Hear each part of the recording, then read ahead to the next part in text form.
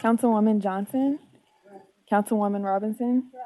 Councilman Warren. Present. Councilwoman Logan. Present. Councilman Carlisle. Chair Jones. Here. Thank you, and good afternoon, council members. Budget Chairman Jones, here we are again, right? Thank you.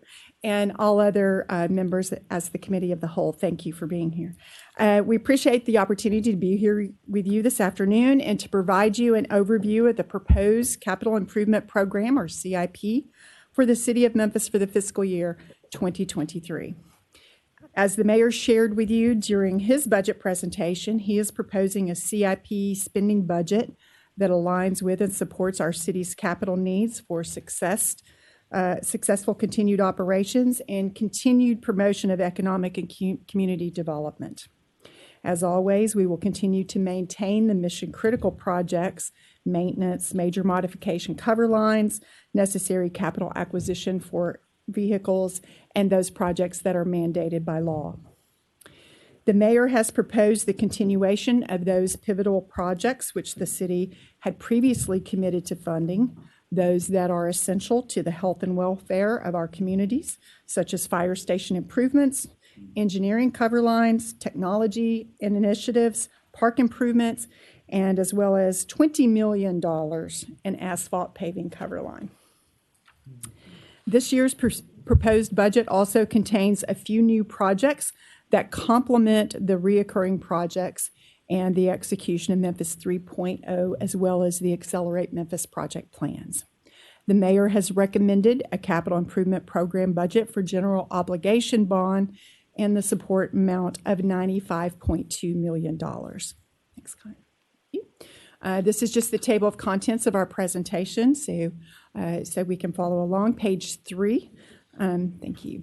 The deliberation of recommended spending encompasses the participation of all division managers, and I would like to thank them all for their invaluable service and commitment to the development of the CIP proposed budget, as well as the entire CIP team. Thank you. Oh, there we go. All right. Slide 4. Okay, no problem.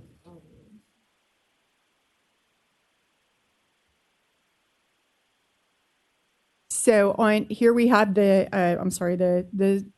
team.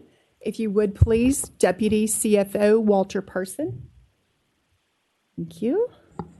Cameron Kennedy, who is our Senior Budget Manager. This is his first budget with us, and he is getting the full effect of budgeting this year. And Demetris Wyatt, who is our Manager of Planning and Capital Programs.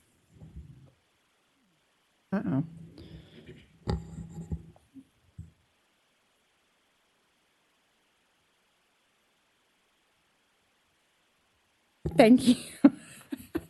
Thank you. So this is information you've seen before. We present this information every time we have a CIP presentation. This is just the guidelines and parameters for the GO bond eligibility, which we cover every time. Next slide. This slide provides the capital improvement budget defined, and basically what we're doing here today, or we will be doing over the next couple of days, is the annual allocation that is set aside to fund our major construction projects, acquire property, purchase equipment, and our ongoing capital programs. This is a one-year allocation.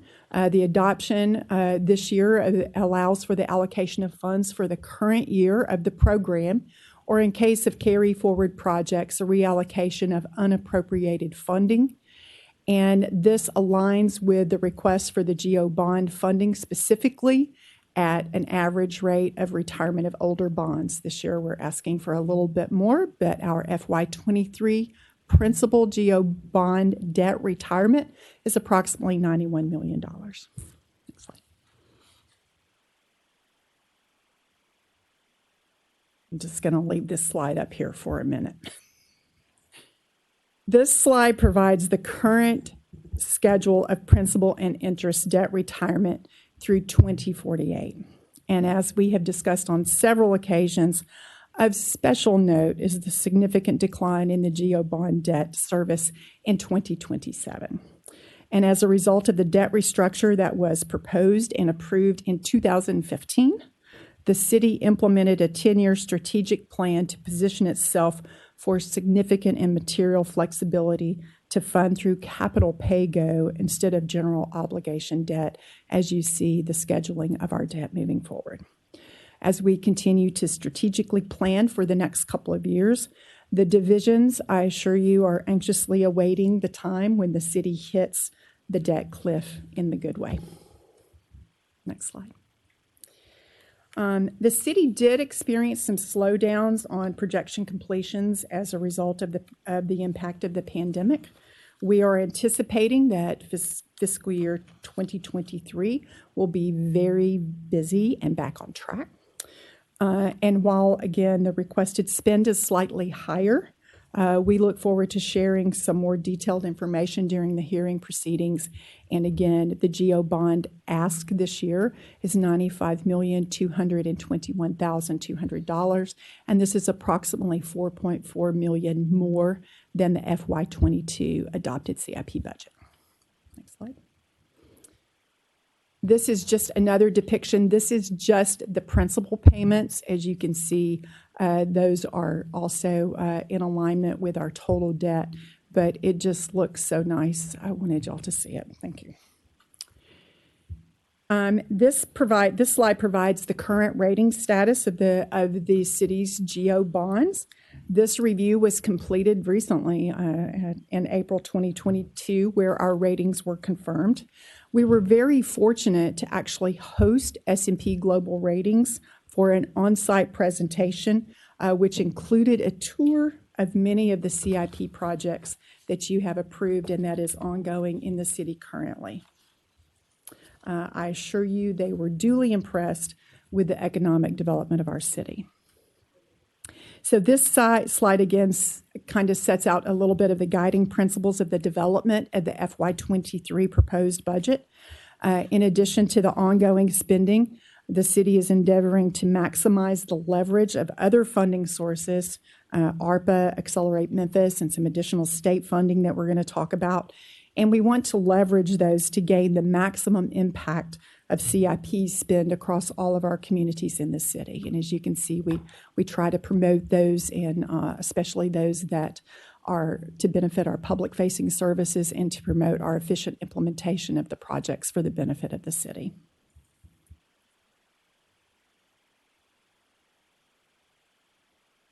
And to that point, here are some of the new projects that you will see in this year's proposed budget. These are aimed at the effective impact of development throughout our city. We are asking for the first year funding for a new Lester Community Center. We are also asking for funding for the complete renovation of the Audubon Golf Course. We are also asking for funding for a new treasury tax system. I assure you IT will give you additional information during their presentation. This request also covers the gap in senior housing component at Edgeview at Legends Park that HCD will be presenting to you. This also includes $800,000 of upgrades on behalf of the Memphis River Parks Partnership. And finally, after I think this has been on the books and in question since 2012, the initiation of the replacement of the Mount Moriah Police Station. This slide provides a summary of the CIP budget for all funding sources. That amount is $296.1 million. This includes the GO bonds, capital pay-go for sewer and stormwater, revenue bonds for sewer and stormwater. And additional funding this year includes state funding in the amount of $20 million towards the new Harbor Dock Project Initiative, and a requested spend of $26 million from the general fund balance.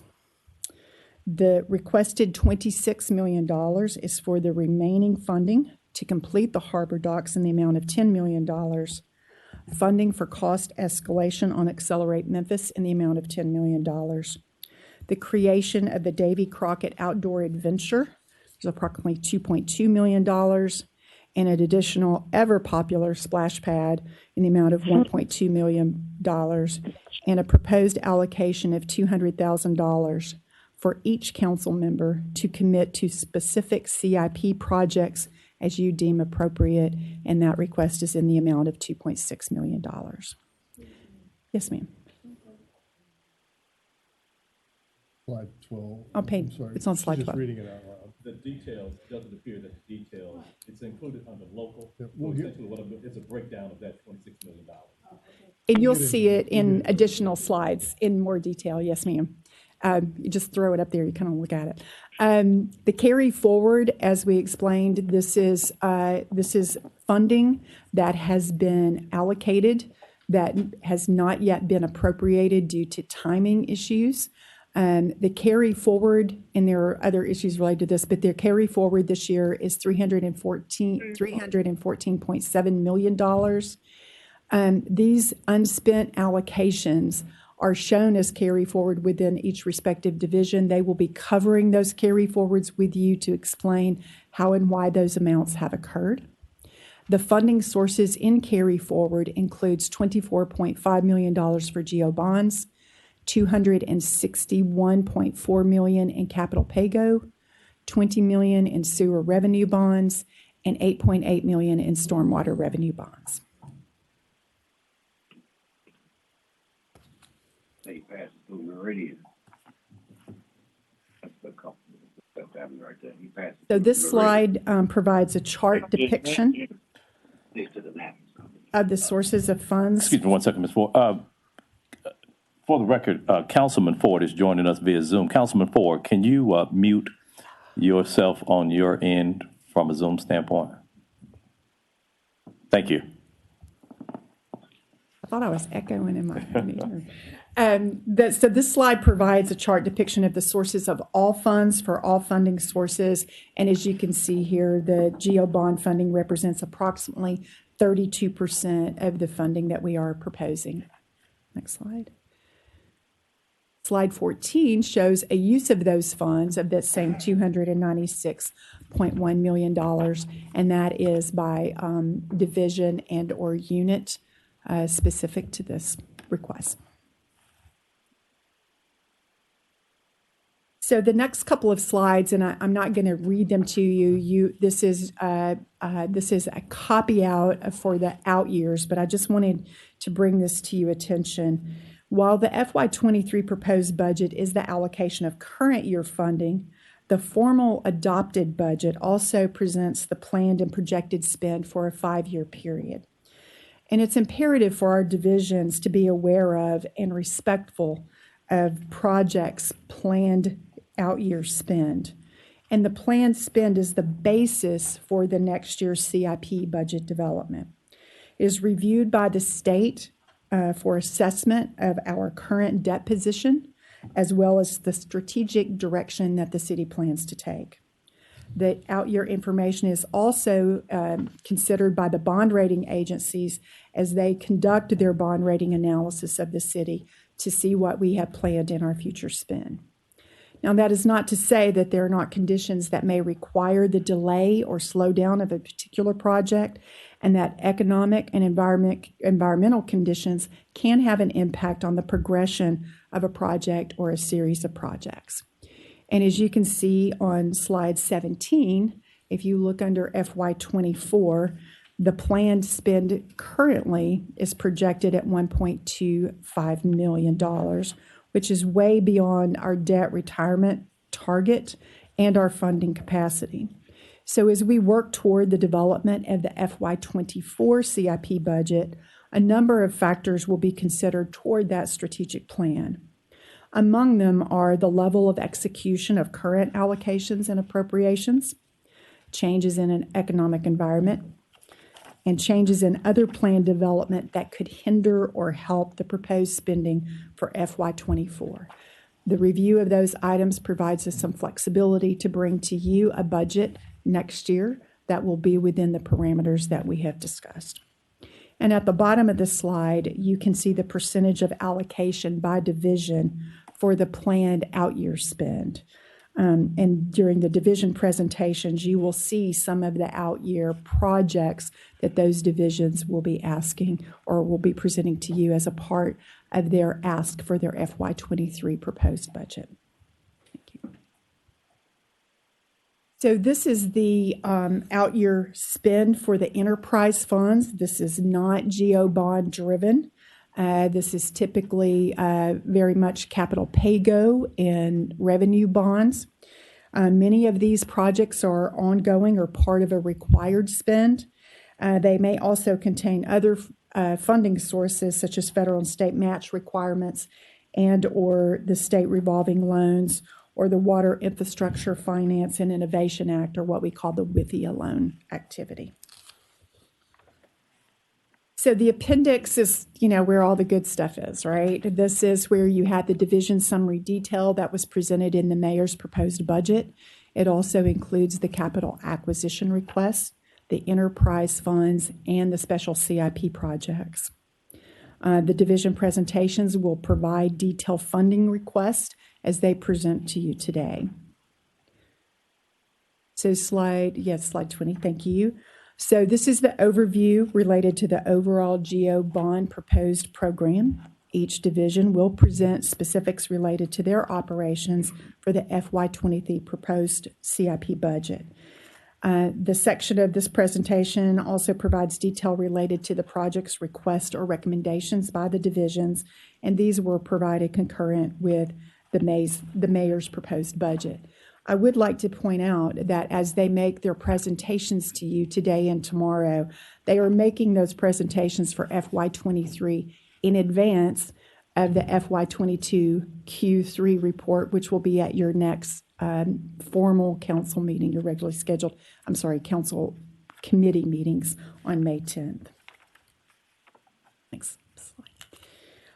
This slide presents the FY23 capital acquisitions request. And as you can see, this year's request is significantly lower than prior years. And as you recall, as part of the FY21 and FY22 approved budget for the sales tax referendum fund, this council approved as part of the budget an allocation for street maintenance in accordance with the parameters of the referendum. The city determined to allow the fund to stabilize prior to expending any of those funds towards street maintenance initiatives. And as the mayor shared with you during his budget presentation, we are now in the process of investing approximately $30 million for capital purchases in cash, which will provide relief to this year's CIP capital acquisitions request. The only requests you have before you are those for police and fire. Slide 25. This presents a summary of the proposed project of the enterprise funds, which is your sewer and stormwater funds. Public Works will be presenting the detailed funding request for those budgets tomorrow afternoon, and they will provide for sewer and stormwater and for their own division CIP as well. The total of all CIP bond funding, or all CIP funding, which includes your GEO bonds, sewer and stormwater funding sources, are approximately $250 million. This does not include any grants or other CIP funding sources that we are requesting for today. I would like to note that the sewer amount that is presented to you today in the amount of $137,500 is a reduction from the original proposed that was given to you on April 19th.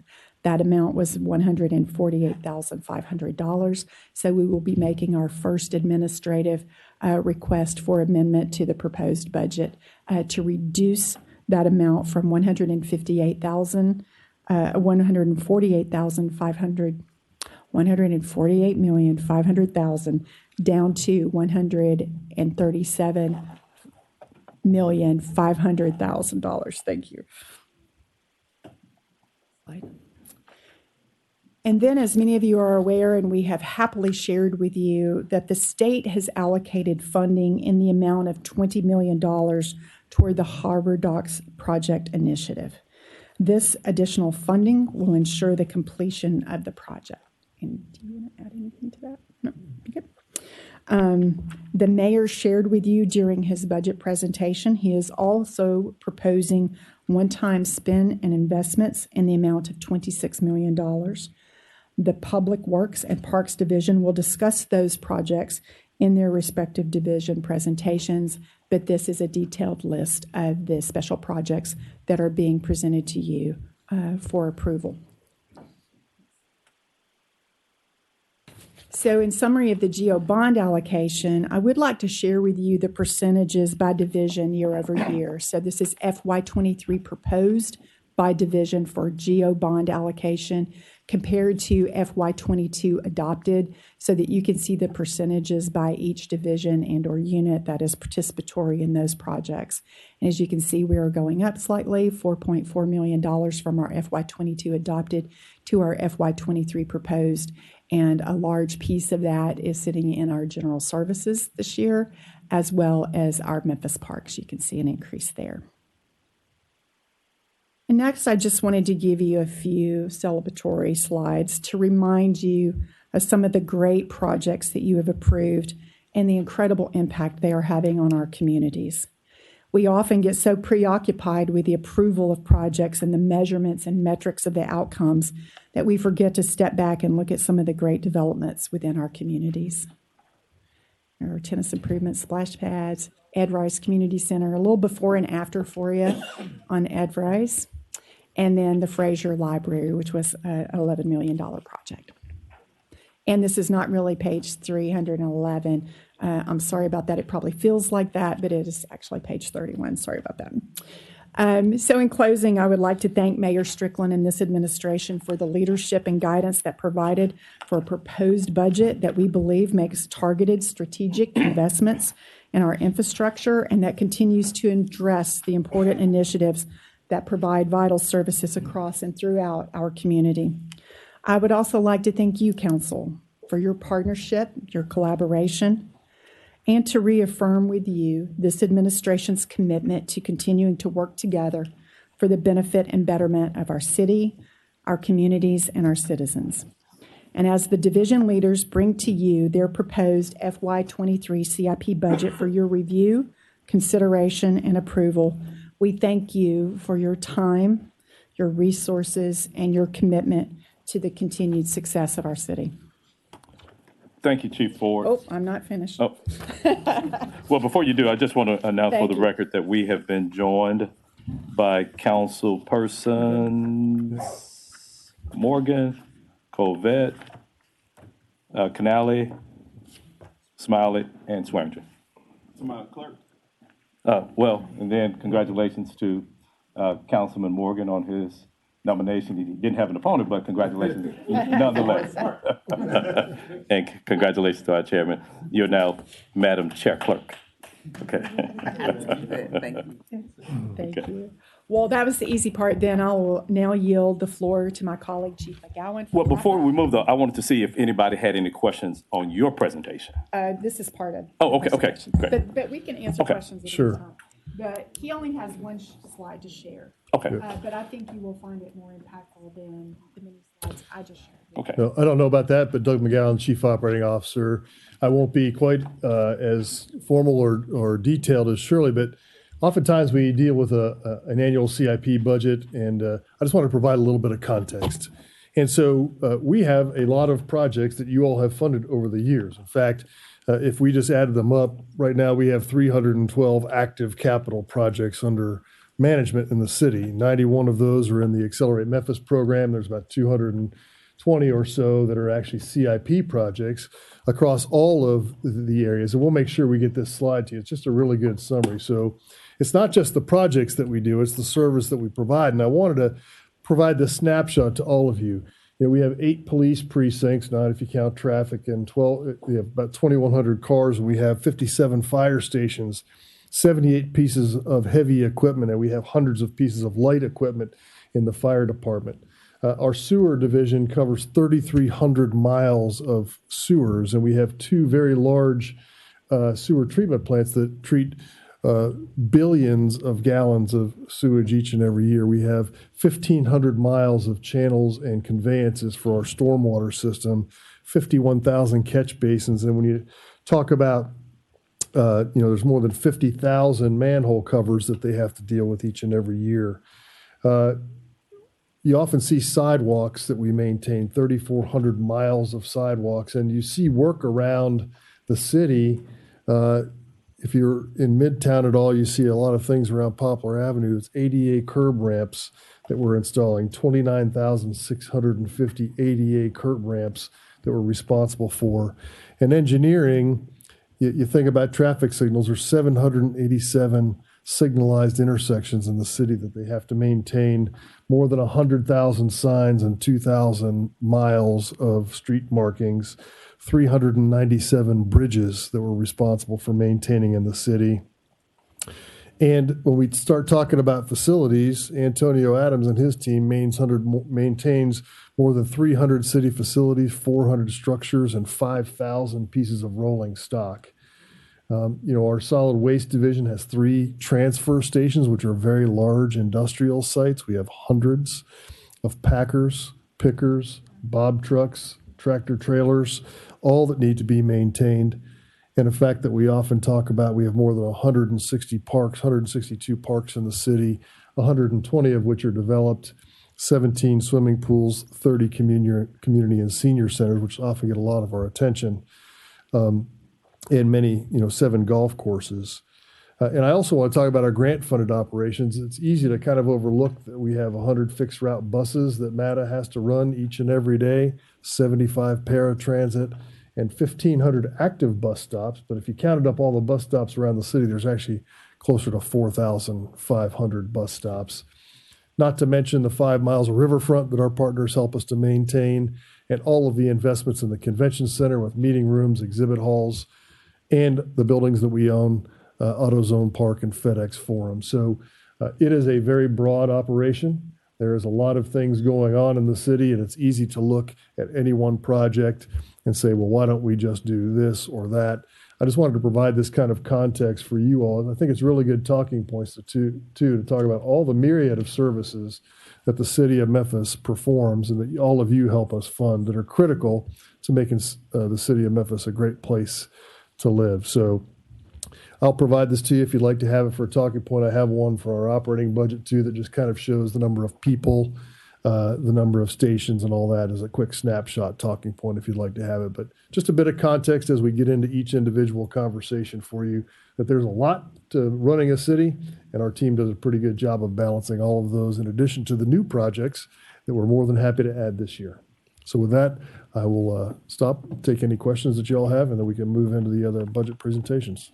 Thank you. Colleagues, does anybody have any questions of the presentation from Chief Ford or Mr. McGowan?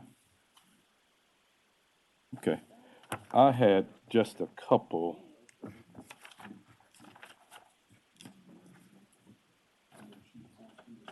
Yes. Well, it's really just clarification. So when you were providing, and this was page 12, the capital improvement, and then you broke down the 26, that's included in the presentation further towards the back where we had everything delineated? Okay.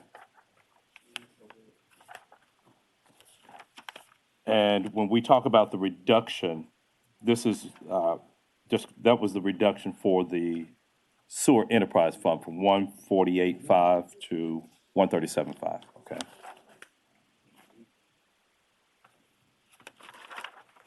And I just want to say too, this is very helpful too, because when I saw the allocations for instance, the Leicester Community Center, I see the 1 year snapshot of how much, but what you also presented gave us a total looking at what the ask would be for 24, 25, and so forth. So I found that to be very helpful. So thank you for that. And I think.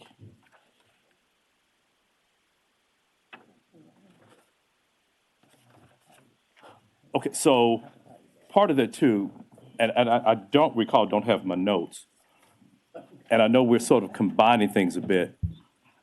Was it ARPA that we looked at some cost acceleration that we allocated some for. How much did we allocate out of ARPA for Yes, sir, that? that was $4 million. Okay. $4 million for cost acceleration. Okay, so my question now is, I know that we've committed a lot of those funds. Have we found any leftover? Because one of the things that I advocated for was that we allocate more of ARPA for these type of projects, so we wouldn't have to use general fund, whether it's, and I know this is CIP, but are we finding any, I guess, unallocated funds under ARPA that we could use to offset some of our cost acceleration?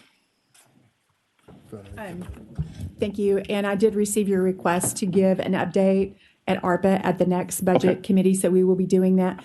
Right now, we currently have everything allocated. Then, of course, there are projects that are still very much in their initiation stage. They haven't moved yet. Some of them have already been completed, and that money has already been allocated, spent, executed. So we will be providing you a report of that. We do expect that we will receive our second allocation within the next week or two, so that funding base is secured to continue out with those projects. But currently, we do not have anything that has been allocated that has come back and said we just don't need it. Okay, and so along those lines too, let's say we have some things that may be in the initial phases. Is there not a requirement that they have to be complete by a drop dead date? And are we behind on anywhere we may not be able to meet that? I would say not so far, sir. We're on track to meet all of the obligations of the ARPA funding. And I do want to say that we expect to receive more as well. So the federal government's not done pushing money out. Recently, we just received notification through the state that we were allocated $98 million. I want to thank Robert Connect for that, for water and wastewater infrastructure. So $98 million came to the city outside of the other ARPA money we received. So when you talk about offsetting costs that we have here, we've done the initial allocation based on projects, and some has to go to water, some has to go to wastewater. So probably 30-some million will go to water projects for for MLGW that would be proposed, and about 58 million or 55 would be allocated to wastewater for the city of Memphis. That's sewer money that we don't have to spend out of the city's sewer fund. So we expect other allocations for other kinds of infrastructure to come to us as well to help offset some of the general fund costs. Okay. And I noticed that there is going to be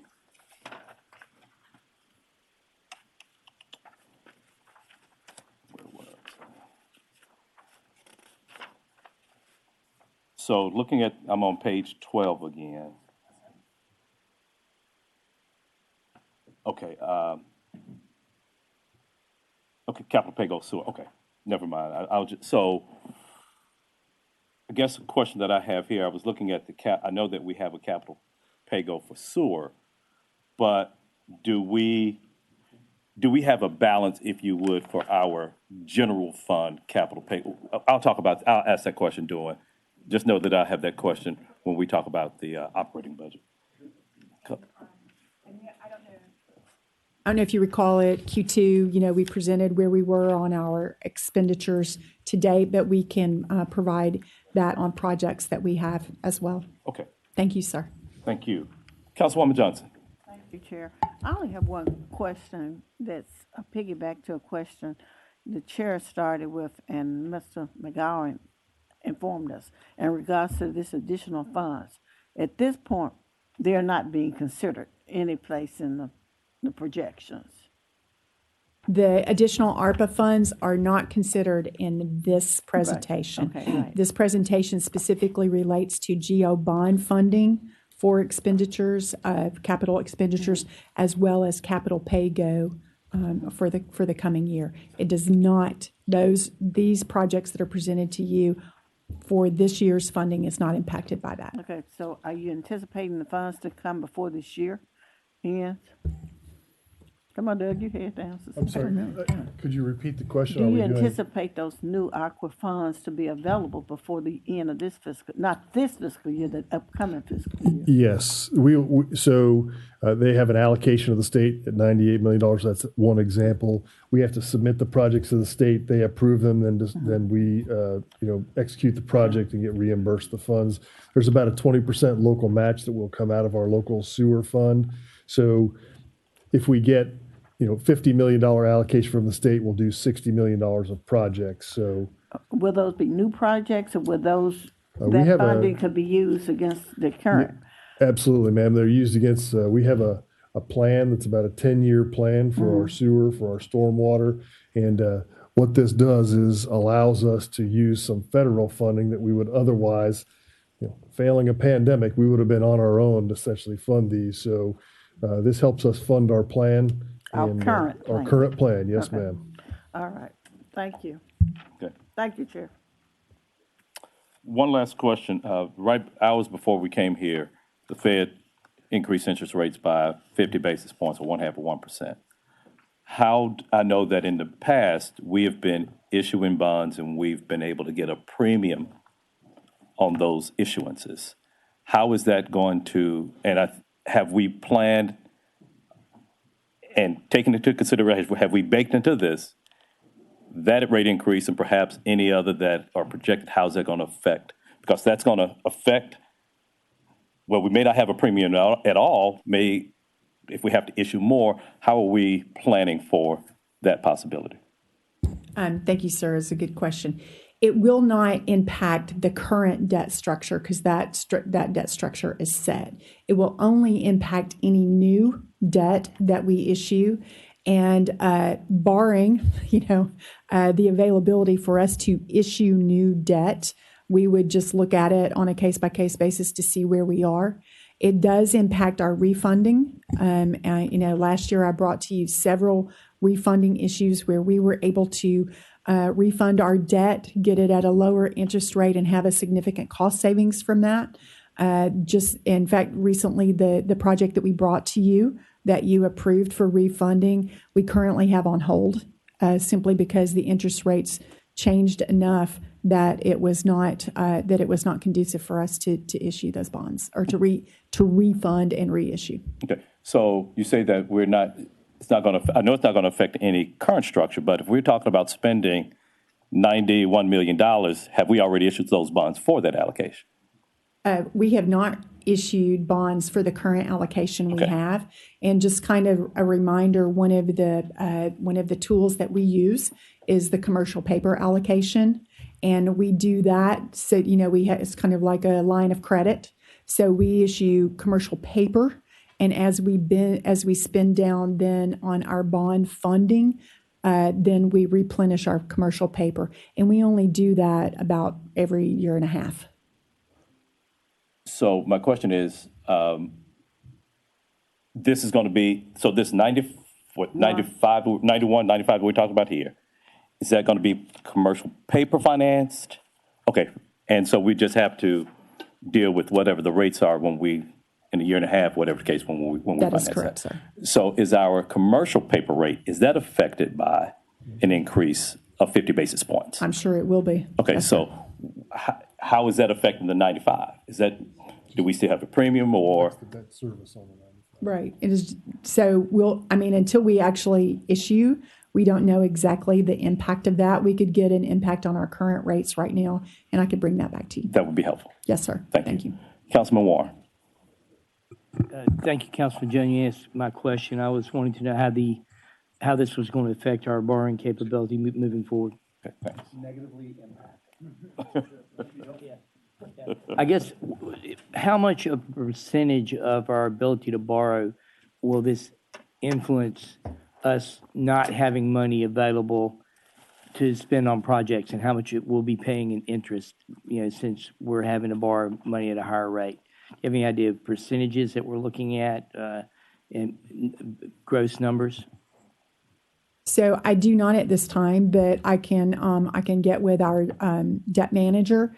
And this is something that we do on a regular basis, pretty much a monthly basis, looking at our economic forecast for the next time period. And I can have him run some allocations based on when we anticipate our next commercial paper and the impact that that might have on that. Thank you. Thank you. Yes, sir. Thank Thank you. you. Yes, Thank you. Councilman. If there are no other questions, thank you, Chief Ford and Chief McGowan. We will move on to the first presentation. We got a little catching up to do. So our first presentation is going to be the Police Division.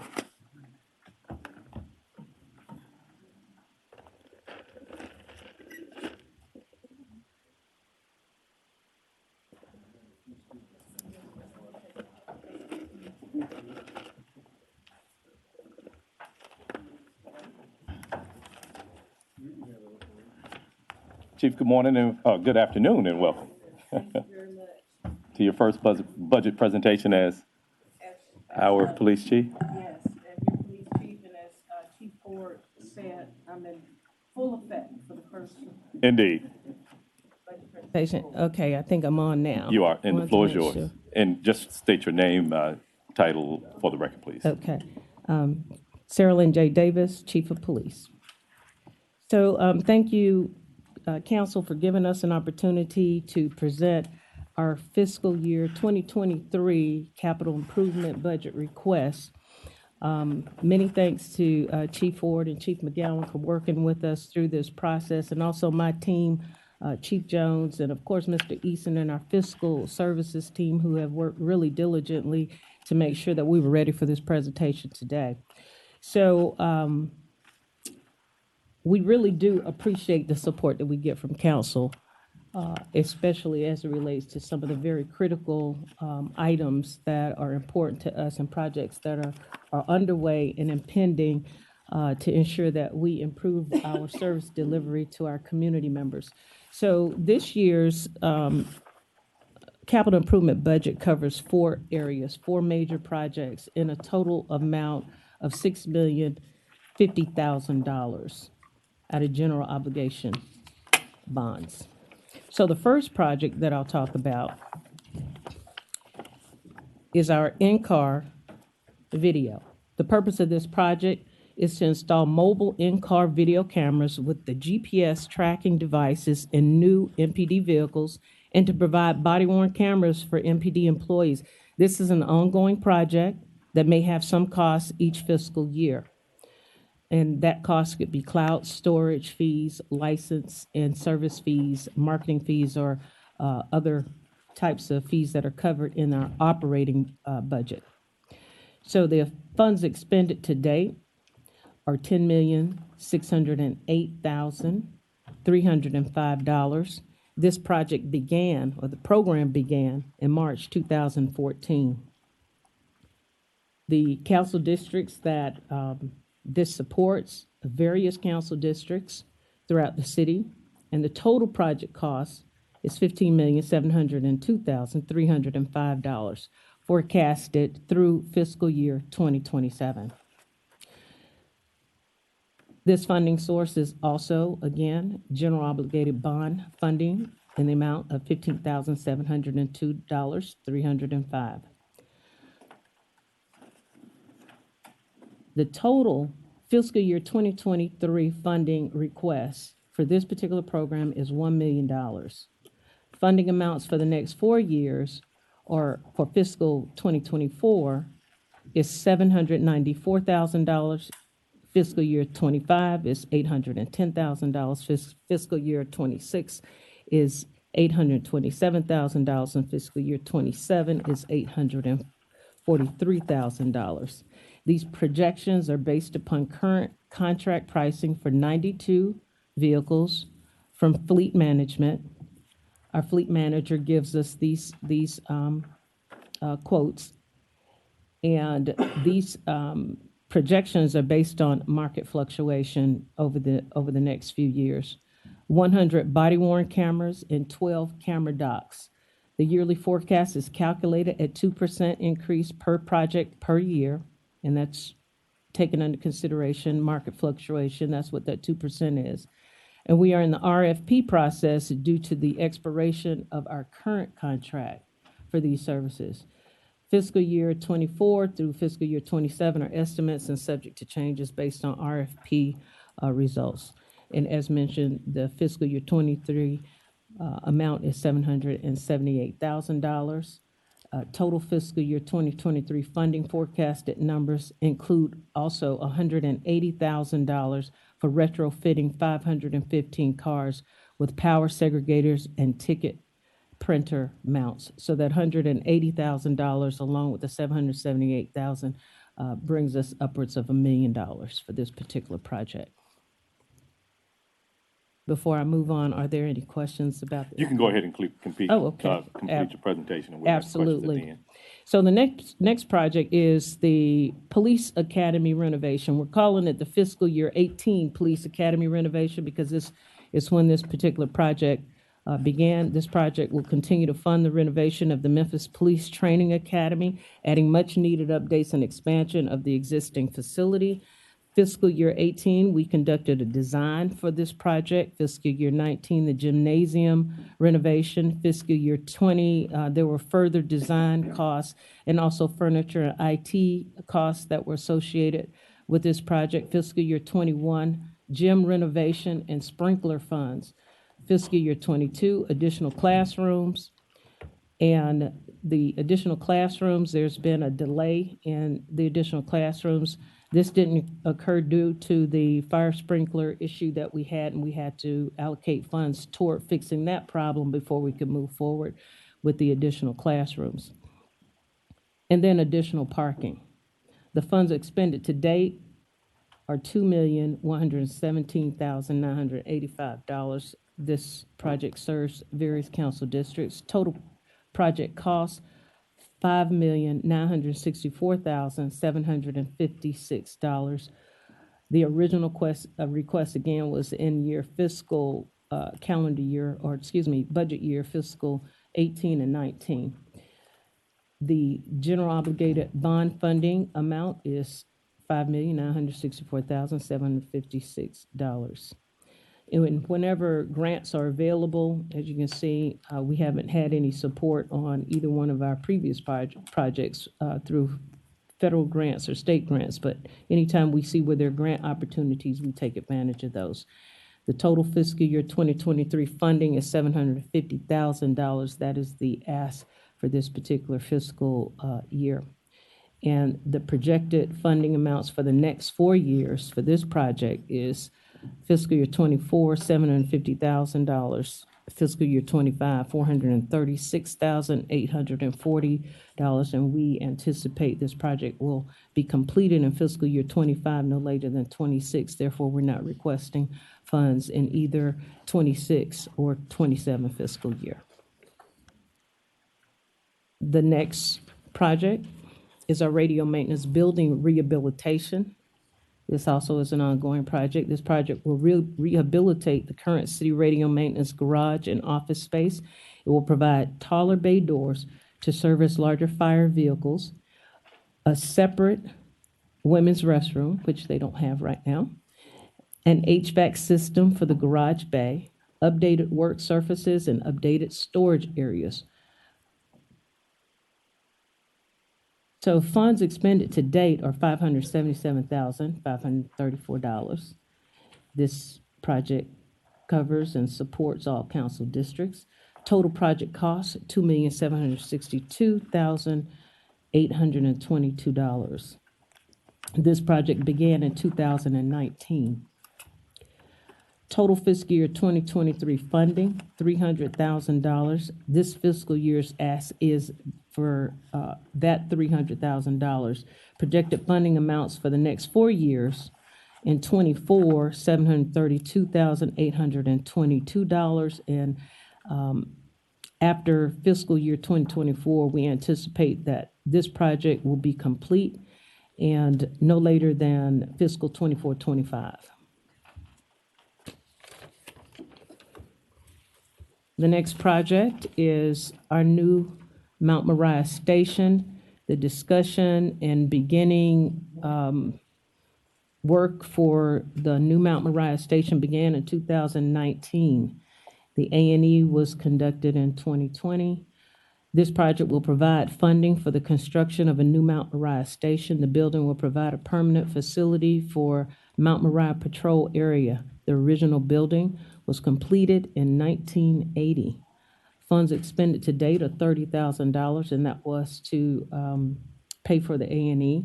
This particular project serves Council District 3 and Super District 8. Total project cost $10,923,086. This project also will be supported by general obligated funds. Total fiscal 2023 funding request is $4 million. Funding amounts for the next 4 years, fiscal year 2024, $5,661,086. And the following years, fiscal year 25, 26, and 27, we don't anticipate asking for additional money or additional capital funds. We estimate completion by fiscal year 24, 25.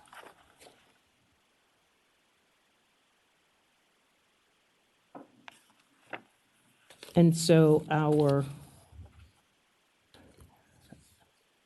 this isn't a project that is underway. I have basically covered the 4 main projects, but I did want to talk a little bit about the rain station discussions that we're having with the administration.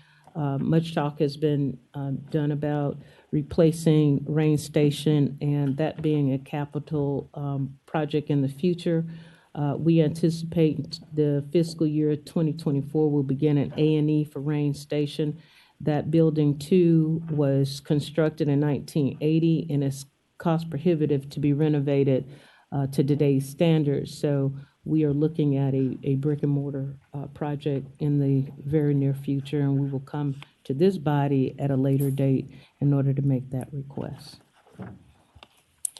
And last but not least, we have a current project underway that is, funds are already encumbered for the radio system upgrade in the amount of $6 million, but that is not an ask for this fiscal year budget.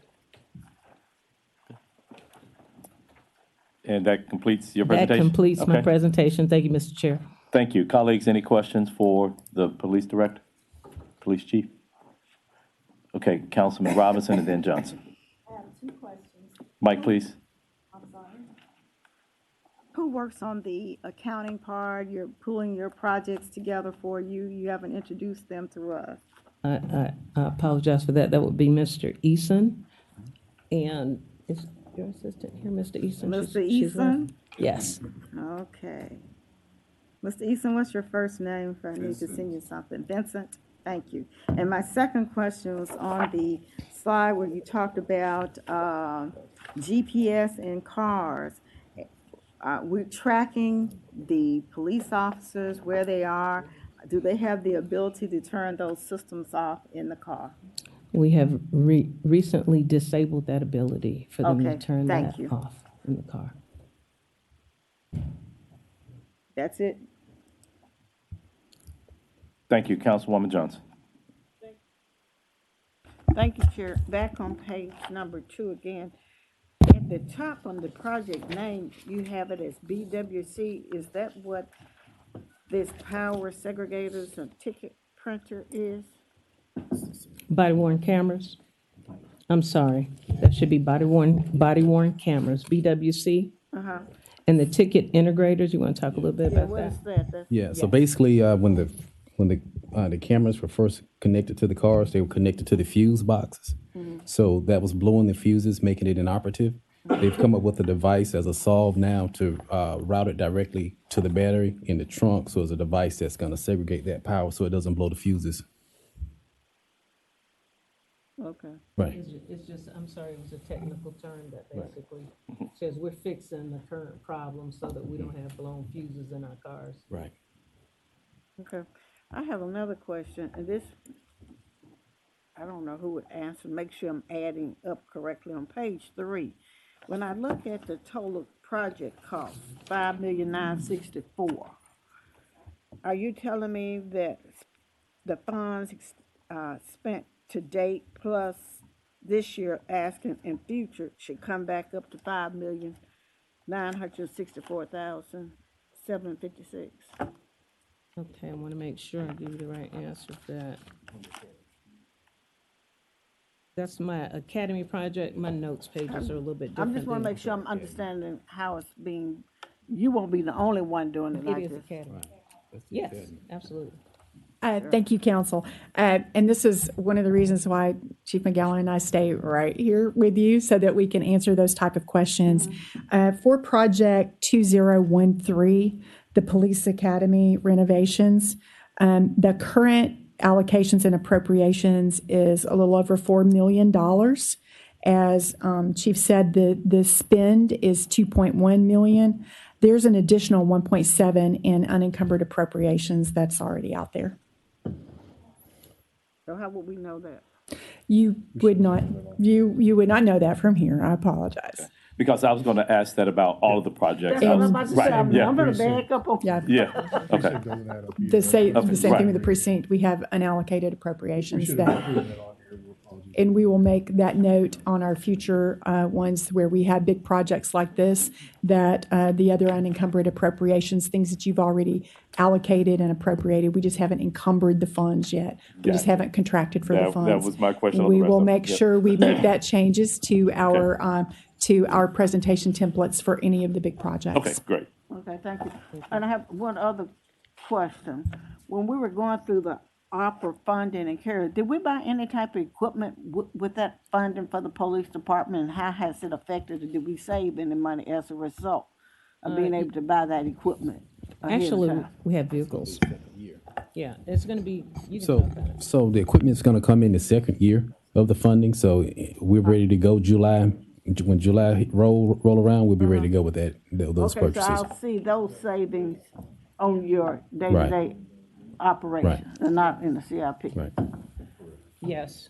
And much of those opera funding dollars will go toward vehicles. Yeah, that's Since why I we're wanted to rolling see out how the- we saved money or got ahead as a result of those. Absolutely. Vehicles and IT upgrades. Okay.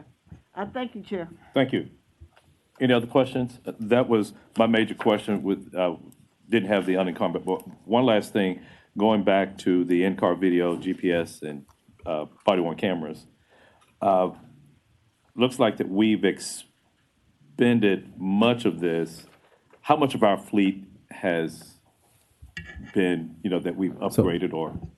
Right, so currently, all of our cars that have come in have the equipment. They've been upgraded with the body worn, with the in-car cameras and stuff.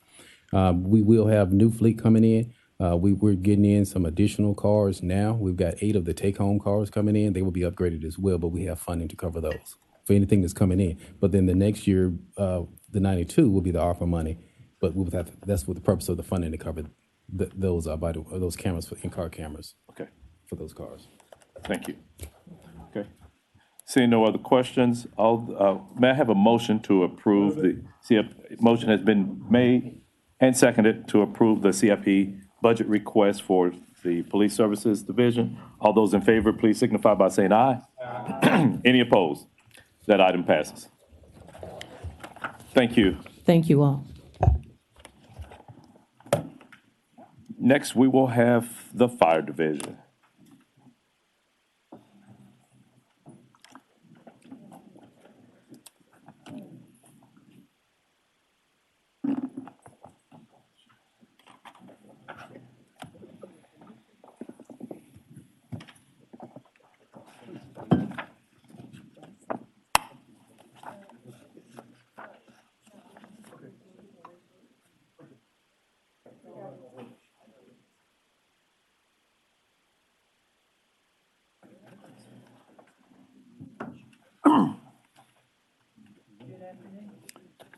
Good afternoon. Welcome.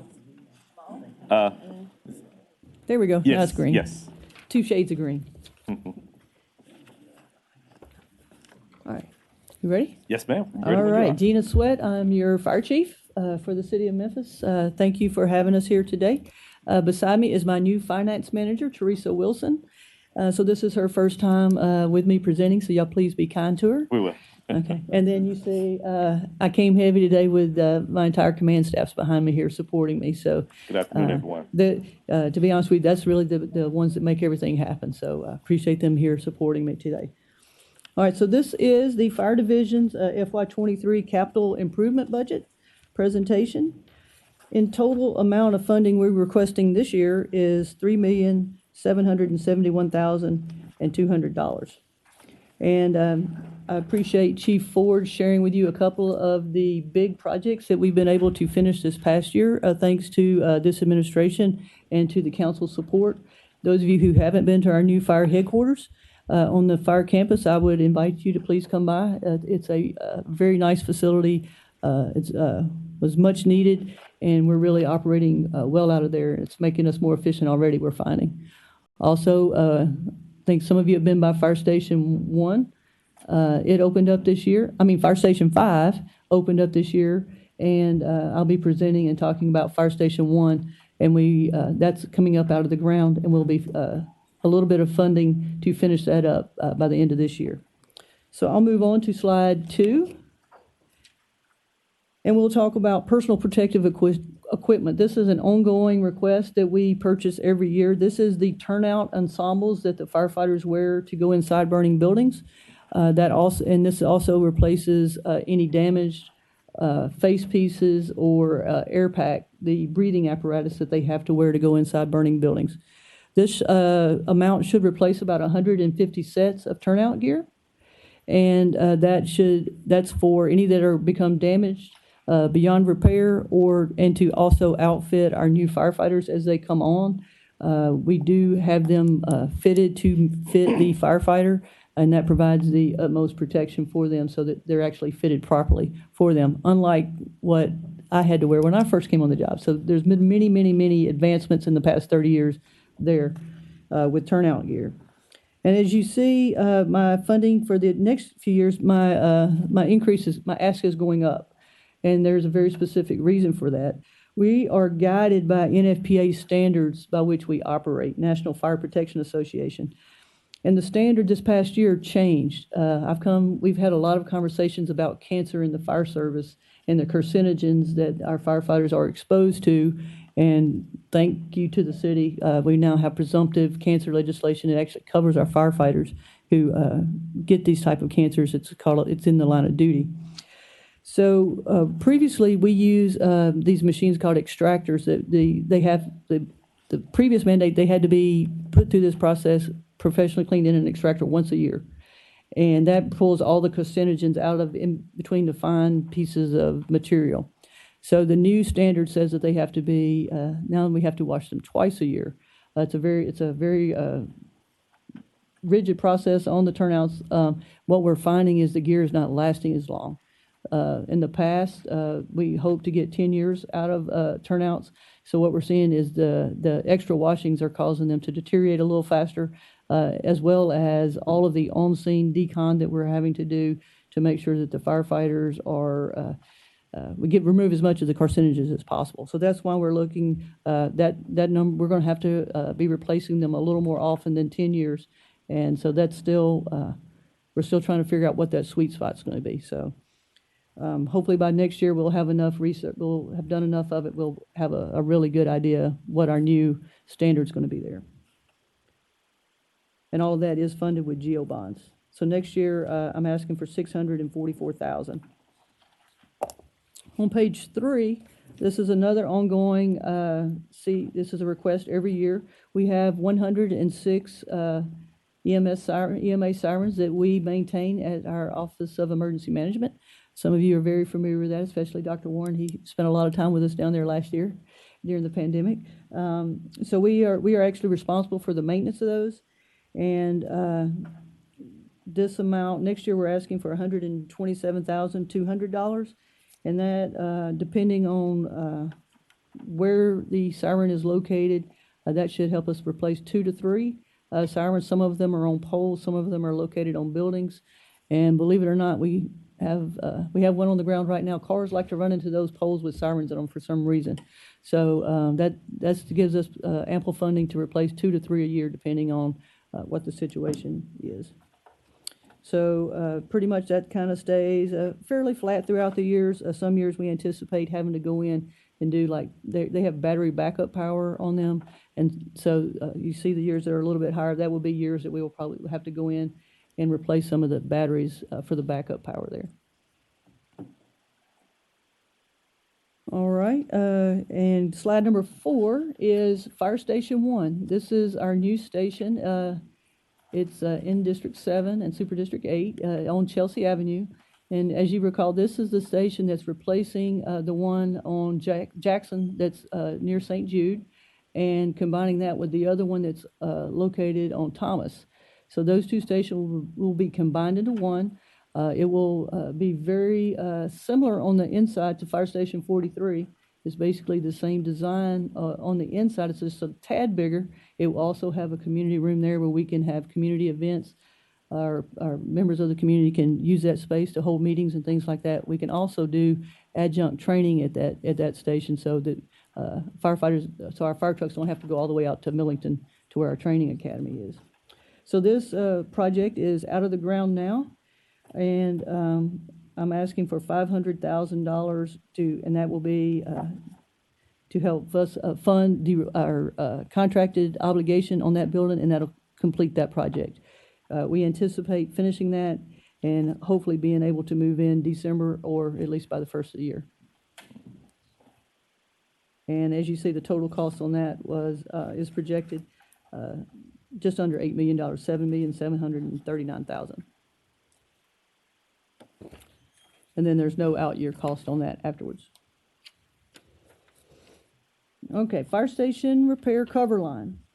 So as Chief McGowan stated, I have 57 fire stations. That includes the airport property, which that is, we're reimbursed for the maintenance of that facility. That actually, so that one, so I have 56 stations that we manage repairs on the inside. We collaborate with our friends over in General Services. They help maintain the roofs and HVAC systems and those replacements. And then once they do those types, then we come in and do interior improvements. I want to remind you that our firefighters actually live in the fire stations. It's their home away from home.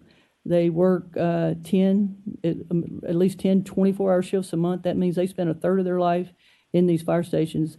Same thing as you do in your home. They have to live, they have to cook in the kitchen, they have to sleep, showers, bathrooms that they all share. And so this is their home away from home.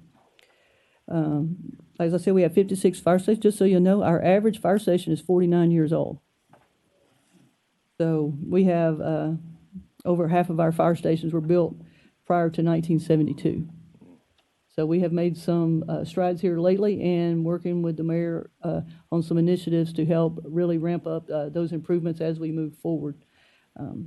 But for next year, you'll see I'm asking for $1.5 million to do some general repairs inside the station. This would be things such as painting, things that you would do in your home to make it more comfortable, some kitchen renovation or bathroom repairs, things like that, to make the living environment more comfortable for them. Also included in this is something that we've really ramped up since I've been the director, is improving the gender separation. Believe it or not, that's still, until I became director, that was when we finally at least have separate sleeping spaces for females inside the fire stations. So it's pretty important work here. But you'll notice in the out years, I'm asking for a significant more amount of money each year. And that is to really ramp up that program. This next year, we want to really dive into what we can do to get the most bang for our buck, so that we can really improve the interior, the living, working conditions of the firefighters.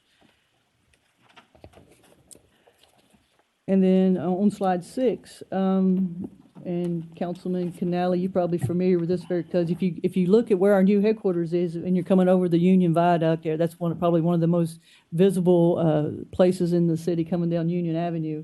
It used to look like a junkyard that's where the city was parking a lot of wrecked vehicles. My friends in police aren't here, but anyway, you would see a lot of wrecked cars and vehicles out there. It looked really like a junk. It was an eyesore for our city. I like to think that our new headquarters has really beautified that area. We're doing a lot of work out there to improvements to make it a campus that firefighters, it will be a destination. It's already making our work more efficient. So the drill tower is the training tower. It's pretty historic building. It's been there since the 60s, and that's where I went through fire school. That's where a lot of the firefighters trained. So what we are wanting to do is to turn that into a fitness wellness center that firefighters and quite honestly, any city employee would be able to come out there and use that facility on the first 2 floors, and then the upper floors would be for treatment of firefighters with injuries to help them recover from OGIs and things like that faster. We have several programs to help them.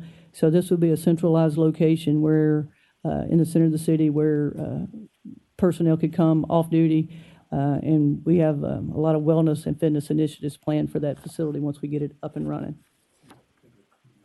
As a matter of fact, yes, our new recruitment center is in the Avery building on the campus, so it will be all there in conjunction. So we're talking about you being able to use that facility, bringing kids out to the recruitment center and show them, introduce them to what it's like to be a firefighter. We're actually bringing in virtual reality trainers so that so the kids can see what it's like to be a firefighter in a very safe environment. And then we can kind of measure their fitness where they are and put them on programs and give them an opportunity to come and use this facility. So we have a lot of great ideas planned for the campus. So next year I'm asking for $1 million, and that will be basically to get the design of the building done and do some improvements that are needed now to get it up. And then hopefully the remainder of the construction costs I'll be coming back to this body and asking for next year. And we spoke about the Avery renovations. That's the next slide. We've done a lot of work there. The Office of Emergency Management, as I stated, we're currently building out the old gymnasium back there to be our recruitment center. And then after we finish that entire building, that space will be renovated. Basically in 2016, it was very underutilized. And now it's actually that also will house our one-stop shop with the public. If they need an EMS run ticket, get a permit with the fire prevention office, all of those things, or get a fire report, they'll be able to do all of that at that one location, where in the past they had to go to 3 or 4 different locations. So it's basically making it more efficient for the citizens. Not only that, while they're there, they can go ahead and fill out an application to get a job with the city. But we're not asking for any money for this project next year, but next year I will come back to the body. We're going to, the only part of that building that hasn't been worked on is where our fire inspectors are, the fire prevention office. So they need some work in there to redesign their space to make it more friendly, they've gone more tech savvy now than the way they used to be, so actually put them in an environment that's more conducive to collaboration instead of the little cubicles that they're in now. Hey, Councilman Jones, this is one of those very specific ones that you'll probably look at going, you have a total project cost of $2.3 million, you're only asking for $975 in your out years, but you've only spent a little bit. I just wanted to kind of put that in perspective for you. Our current allocations are approximately $3.3 million, and that is all but $19,000 of that has either been spent or encumbered already. Okay. So we're well on way to completion there. It's and according to our reports, it comes out about 99% complete, okay. But we still have a little bit to go. Gotcha. Thank you. All right, thank you. And on the next page, I do have a couple of carry forward that's in the presentation. I think last year we talked a lot about Fire Station 11. That's the station located there at Union and McLean. We've done a lot of work this year. The team has with the firefighters in that station, working with the historic, some people in the historic interest in that station, and also with our ADA people that we work with when we're designing and building stations. So we have, before we were kind of hampered to be able to renovate that station because of all of those bodies, but we've been able to come up with a plan. That project was designed and put out for bid, and that contract is working its way through the system now, so I'll be coming, that should be encumbered before the year's up, but since it's still out there right now, it's included in this. So that looks like that fire station will finally get the much needed love that it needs and deserves. And like I said, it is probably the most visible fire station in the city. And this is the same thing with the drill tower improvements. This was money that we had this year to roof that building. That was designed and put out for bid. And now we're having to rebid that because of an issue with how that came in, but that's going back out for bid. Both of those projects should be appropriated and encumbered before this fiscal year is up. And that concludes my presentation. Again, I appreciate the council and your support. We've been able to do a lot of really nice things out there for our firefighters and for the citizens of Memphis, especially these new fire stations. I was talking to Councilwoman Robinson earlier about Fire Station 43, and we couldn't do that without your support. And I and the firefighters do appreciate it. We have questions from Councilman Carlisle. Thank you, Chairman. Mine are clerical. So I've got this in years past, and then it's your first year, and so there may be some, but I'm having trouble reconciling.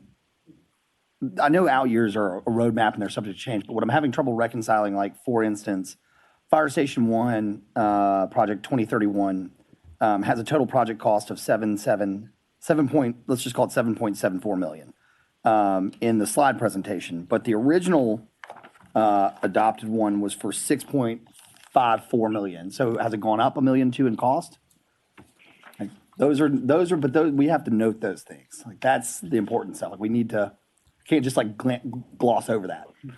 So I think originally, when we came to council for that first, that was an estimate based on the design of the building, and when it went out for bid, the actual bid came in, I believe it was right at $6.8 million. So it was about $800,000 more than we had originally planned. but the all-in cost still went up $1 million, which is fine. So it went up, it was at 6.5 and it's up, now we're saying it's 7.7, which, again, I get it. I'm just saying, as we're going through these presentations to all the directors, like, we have to note those things for the general public and for this council. Like, that's a substantial pricing difference and deviation from the original. And we're still going to build the station, but, like, I just want to make sure that it's reconciling. It was the same for, I think the Avery renovations has 1.2 million allocated. I guess what I'm saying is I'm not sure it's super tight in the numbers, and I don't want to drag this on because it's not the end of the world. I think everybody's going to approve it, but there just seem to be discrepancies, right? So, like, take the PPE. So your typical out years, we're ramping up to go to like $1.8 million, and so you've got it now down back to $1 million, called $1.1 million. Is that what you anticipate? And how are we able to go from out years up to $1.8 million with costs going up, and now the out years on the slide presentation are showing $700,000 reduction in the out years? So those are some of the things that so again, like, in last year's book, we showed FY 25 as $1,189,000, and then going to FY 26 as $1,931,000. You flatten that out by going to $1.1 million and $1.1 million. Is that what you really think is going to happen? Or are you thinking it's still going to cost a couple $1 million going in the out years? So, well, let's just take PPE, for instance. So as you say, you know, every year things do change. So one thing we have done is we respect and we put out for rebid our fire turnout ensembles. And so so that price change, you know, from that was I believe it was a 5-year contract the first time, so we rebid it. So there was a little bit of a reduction there. So prices do change as we rebid and respec some of these projects. And we love that. Especially when it goes our way. Especially when it goes down. That's right. But they actually improved their the quality of their turnouts. We just got a lot better pricing this time.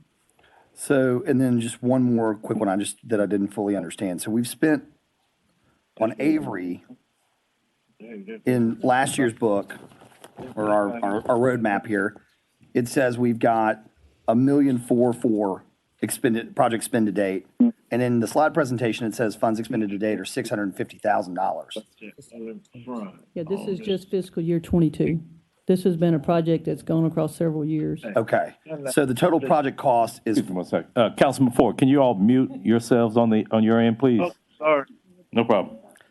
So you've got a total project cost in the slide presentation of 4.3, and you're asking for $1.2 million.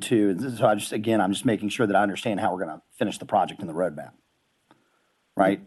So the Avery project, I'm not asking for anything this year. Okay. This coming year.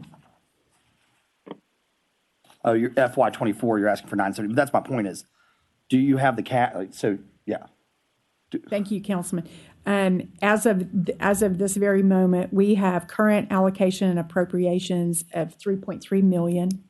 Of that, I'm showing project spend to date, $2,150,268, but I ran that report today. I got it. And then we also have encumbrance and commitments of $1,155,595. Yeah. So. And my confusion was there's no carry forward, right? So that's why it's.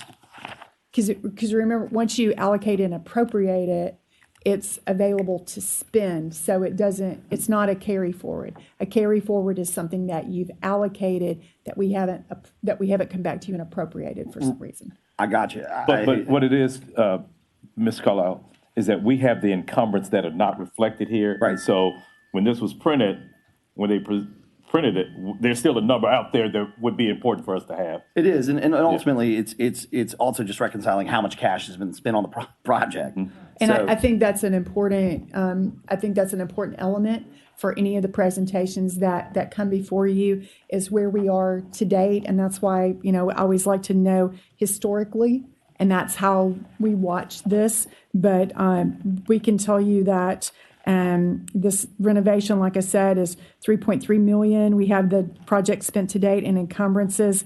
And the last time this project was touched was April 14th. Okay. So I can tell you the last time a transaction occurred on this project. All right, thanks. Thank you, Carla. Councilwoman Johnson. Thank you, Chair. I have a question. I didn't question that because I just assumed you're going to correct it in the future presentations in regards to what's missing. But another question was raised. If the cost increase, such as this last, I think it was the fire station, are you required to come before the council to get that increase approved? Did we do that? So you did, Fire Station 1, that contract was brought before the council and approved? But the increase of the additional $1 million is my question. No, because we were going to come back and ask for that this year, so the resolution. So Councilwoman, we cannot spend more money than you've appropriated against That's a what project. I'm just trying to make sure. So what we're saying here is this year, with the additional money that's being requested, that is essentially your approval of the increased costs. What we didn't call out is the fact that the project increased, knowing we were coming back this budget. I will say we do other things in-house for the total project. So if there is in-house, cover line paving that Antonio does or Robert does for some of our city facilities, and if in the Fire Station 1 bid, part of that was asphalt paving in the amount of $150,000. If we can cover that with our in-house facilities paving, we won't come back and ask for more money. We'll just cover that with in-house to keep the project within cost. Will they build out a services center like Antonio typically would? Because we are responsible for the paving and everything, we can bill it to a service center, or we'll just make sure we cover it as a part, because we want to execute all of our in-house paving. We want to execute all of our, and you've heard me talk about that before. We'll aggregate.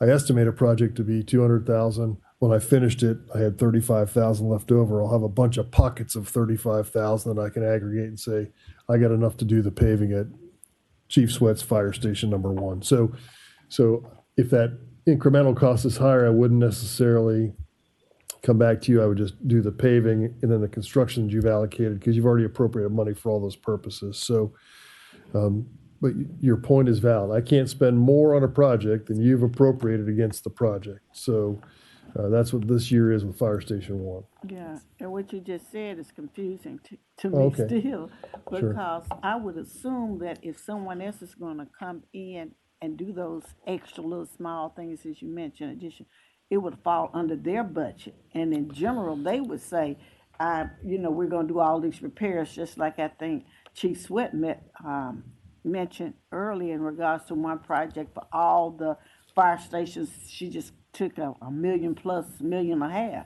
So Right. we know going everywhere, but it wouldn't be included in this increase. Look like you're trying to cover up for an increase, you know, it's not adding up. I'm still confused. So I would say I'll hold up and get. yeah, we don't with you ever try individually. to, we want to be absolutely candid with the cost increase, but we're also trying to execute in the year to get the project done. So, you know, we put the bid out to the contractor and we'll value engineer things back to say, okay, we're going to build the fire station. If it's towards the end of the year, I'll use the paving as an example. If the bid came back, and it was $100,000 over, you know, I can't spend more than I have on the project. So I'll value engineer out that paving because I know that I can do that in-house and still get the project done without a detrimental effect on any of the other general things that I'm doing. All possible, but just note it so we'll have an understanding Absolutely. of what's taking place. It's a great point. You know, I mean, I understand, I mean, from the presentation you said initially, this is an unbelievable city we live in, and things are constantly moving 24 hours. You got to make it happen as things are available, materials are available, you know, you have to move. So I understand you have to make wise judgment because you are in the management of these operations. But just make a note so we'll know. Thank you so much for what you do. Thank you. Councilwoman Logan. Thank you, sir.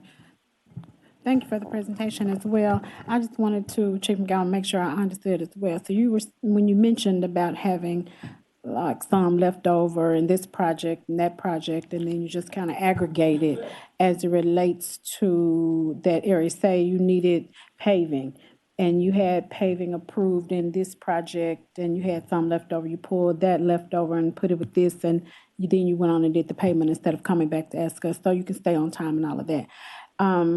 Throughout the year or the course of time that I've been here, and say we have paving issues in our districts or need paving done, is it that you can pull those or aggregate those for other paving areas, or it has to be within the area that we've allotted? No, ma'am. So there's a difference there. We have an in-house paving cover line for asphalt paving that we do for city facilities. I won't pull money out of your district or any of our planned neighborhood paving for this purpose. We have a cover line to make sure that we keep our facilities, our parks, all of our facilities. So it's all within that same bucket. I'm not going to have Robert get a contractor say, well, let's don't do that street so we can do this parking lot. That's not it. So No, that's what I'm not asking that. I'm asking if there is leftover money for paving somewhere in your cover line, and there's paving needed somewhere else. Do you look and say, hey, we had some paving money left over? It's still paving, but it might not be paving at a fire station or on your cover line, but you can aggregate all of those leftover paving buckets to fund these necessary payments in a neighborhood, a district, a street, somewhere else. That's a great point. What we've had to do since the time you've been here and since we've been here is that the cost of liquid asphalt has gone up. And so when a project finishes with a little left over, we're aggregating the cost just to finish the projects that are on the books because of increased costs. We haven't had the opportunity to say, I have enough to do one more street. If I got to that point, you can bet that the mayor would say, okay, you have enough to do one more street. Which one do you want us to do? To this point, it's been, what do we have on the schedule? How much paving have we done? Is there any left on the contract? Because the next one, the price just went up a little bit, so we'll put the money together to cover the overall citywide paving. Unfortunately, we haven't been to the point yet where we've had a bunch of money left over just to say, great, I can do now East Parkway from, North Parkway down to Southern or something. I just haven't had that opportunity yet, but we could do that if we finished and had money left over. Okay, and the reason why I asked is the second budget that I was going through, I heard that along the way where we had found some money here or saw some money here, and so I asked for a report on the previous CIP projects that closed out that had money left over to be presented at the front of the next round of budgets, regarding CIP, so we could see that.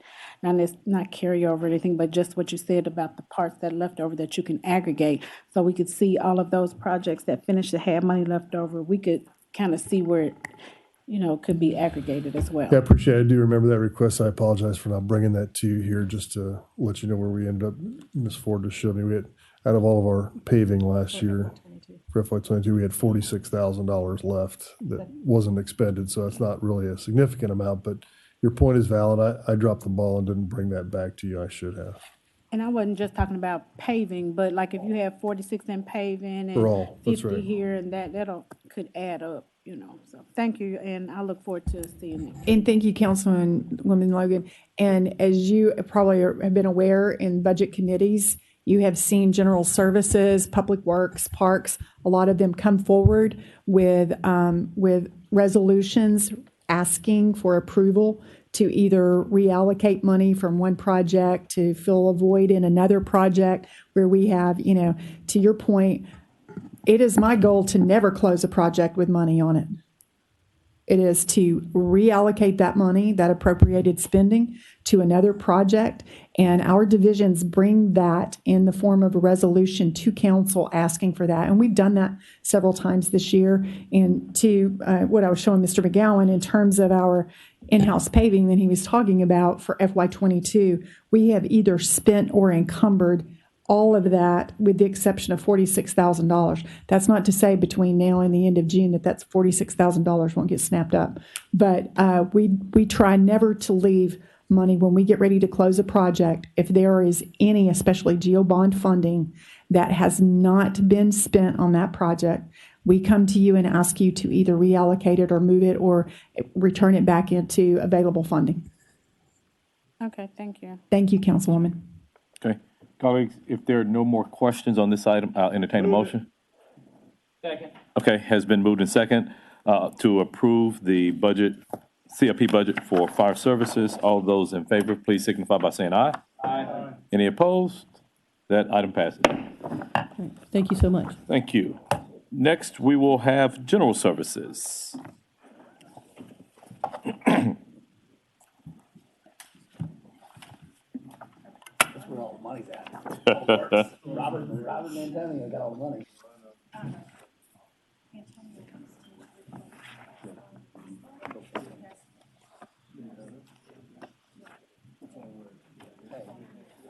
Ask them where the money is for redoing the guys downstairs that is a bajillion years old. My chair has been there since Wyatt Chandler was the mayor. We're working on the chairs, we're working on the chair. Yeah. No, I'm like, we just need a couple $100,000. New desk, some carpet. That's all you need? That's all I need. That's all you need? That's all I'm looking for, man. I only need 7.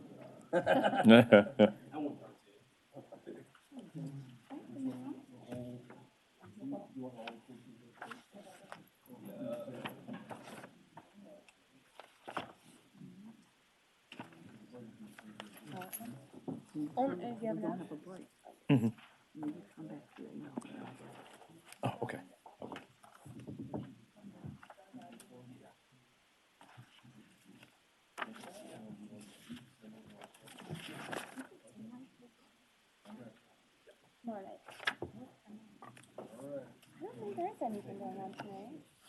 So council members, we sent, an electronic copy ahead of time and a hard copy, but Director Adams wanted to add some more context to yours, so he's sending out some additional printed copies to you. So thank you. Mr. Adams, the floor is yours, sir. Good evening. Good evening. All right, I'm Antonio Adams, Director of General Services, and I have Ms. Twanita Farmer here with me, our operations coordinator. She helps with respect to our CIP projects and kind of helps me keep on track with our budget, and then of course helps us keep on track with moving the projects along. So I'm here to present our FY 2023 capital improvement budget request. Start here. We are asking for $30 million.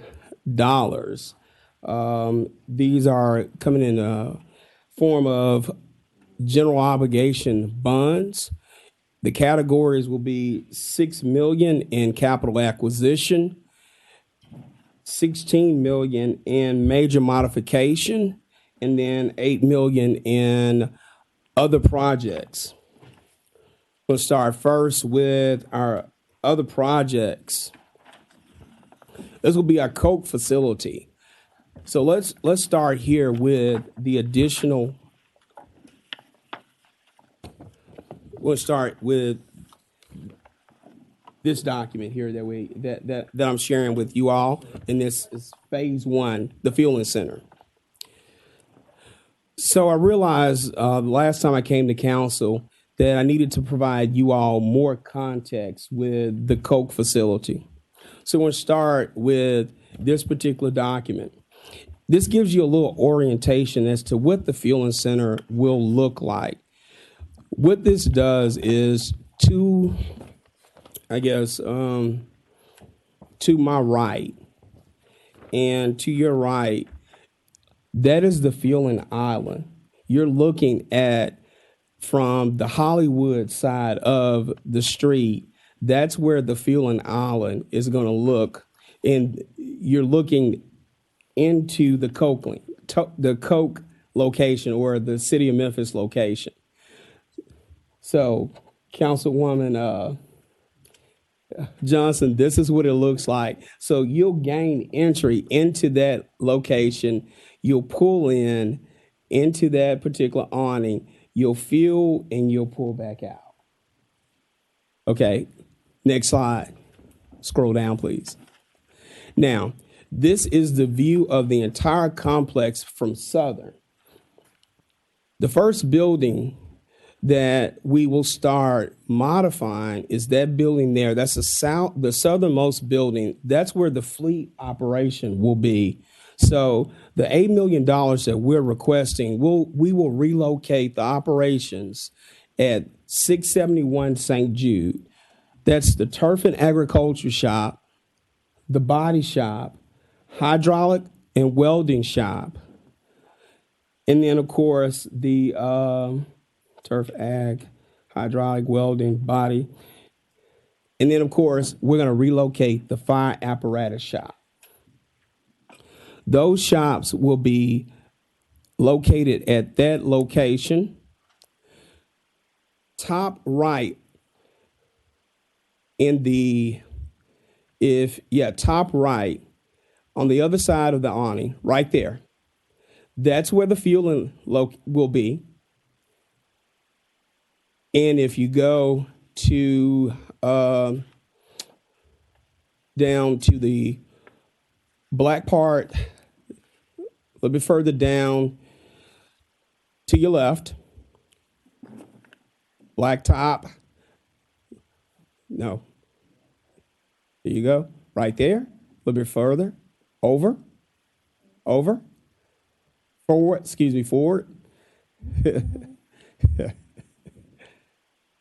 Yep.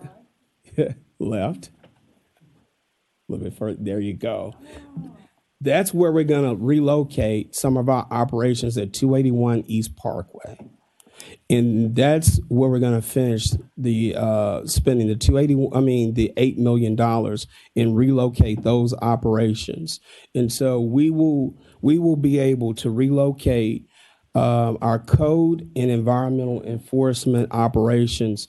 And our goal is to relocate those operations starting. Our goal, Chief McGowan, is to relocate by what date? Next summer, this time.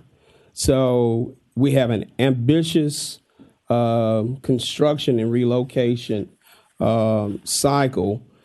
As you can tell by the western part of this picture, we have started demolition, and I will go out after our presentation because we should have completed paving, but we have completed demolition, but we should have completed paving out there and had some striping where we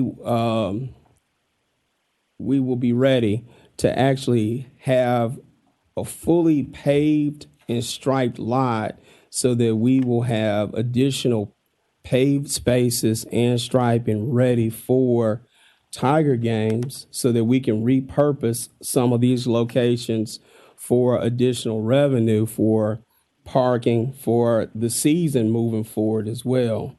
So I'm excited that we've been able at a $2.5 million acquisition cost.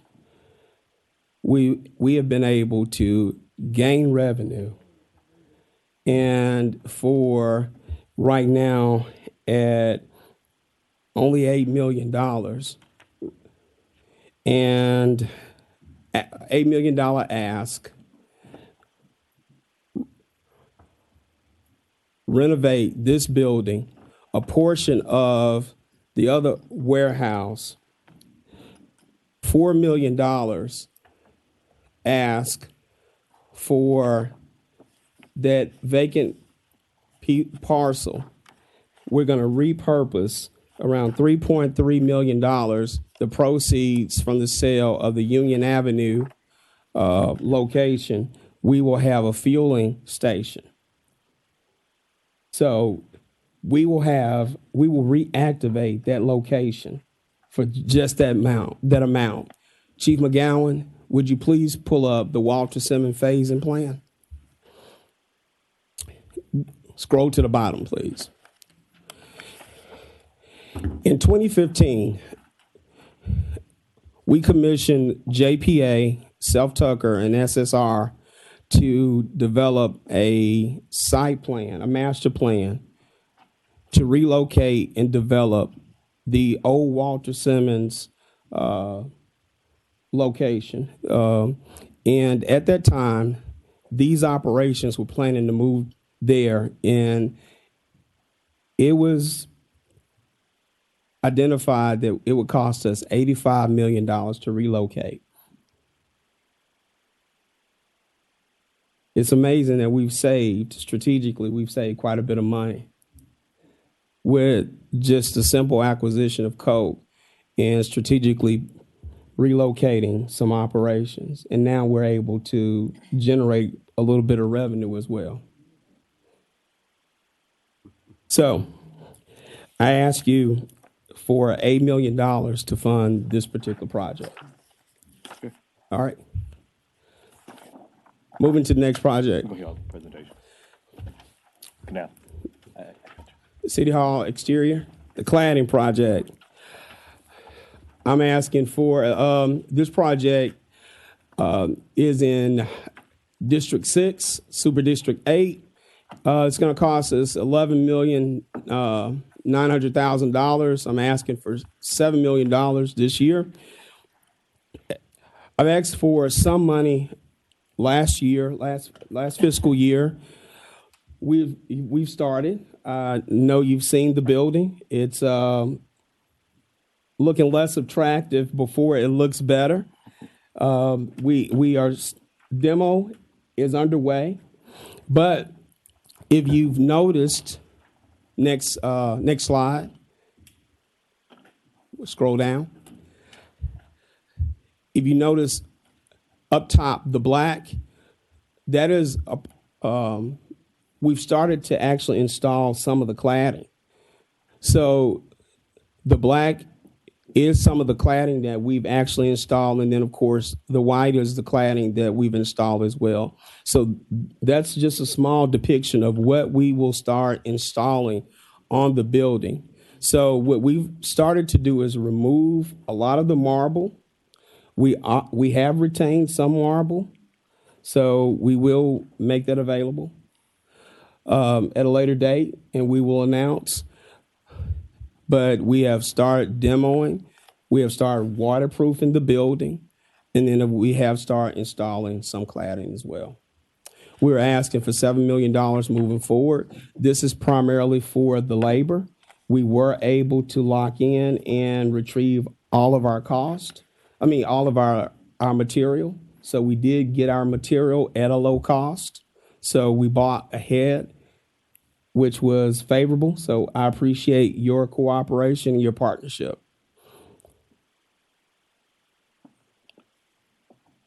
Next is, our next project is capital acquisition. And capital acquisition, we're asking for $6 million. The capital acquisition, we're strategically attacking our public safety vehicles. And that we're asking for $6 million, and that will be divided amongst our fire and our police. So you go to the next, the breakdown will be on the next couple of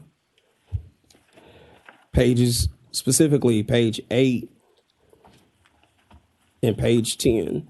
See, page 8 is a breakdown of what we project in the schedule of what we will purchase for police. We work with the particular divisions to kind of identify what their priorities are as far as their needs. And we identify and work with the local vendors as far as the pricing is concerned. So that's how we identify the amount of vehicles that we can particularly buy. And then, of course, page 10 coincides with fire.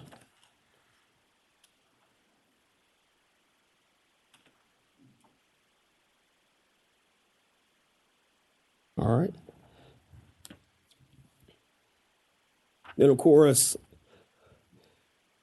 page 11, this is our major mod, and this is an annual request whereas we address the deferred maintenance of our building systems, the building systems of the city-owned buildings. And this includes, as Chief McGowan mentioned before, the city-owned properties, and that includes anything from our zoo properties, museums, police properties, fire properties, parks, libraries. And then, of course, we help out. We have on occasion help out with fire with their sirens and towers. But we're asking this year for $9 million. This concludes our presentation. I'm open for any questions. Okay, thank you, Mr. Adams. We have questions from Councilman Warren, Canale, and Morgan, and Johnson. Just quickly, I wanted us all to be aware that one of the things they were talking about is moving all the vehicles off of the southeast corner of Overton Park into that area near the Coke plant at Liberty Bowl is part of the solution of the parking problem that we've had on the greensward in the zoo. So that's one of the reasons they're looking to try to get that done by next year to try to help facilitate moving cars off of the greensward. So thank you. I just wanted everyone to be aware that that's part of the puzzle. Thank you. Councilman Canale. Oh. Thank you, Chairman. Director Adams, where's the other $800,000 coming from on the Coke facility?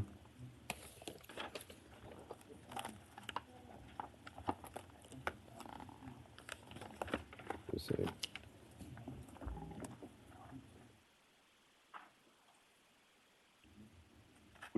Which one do you need?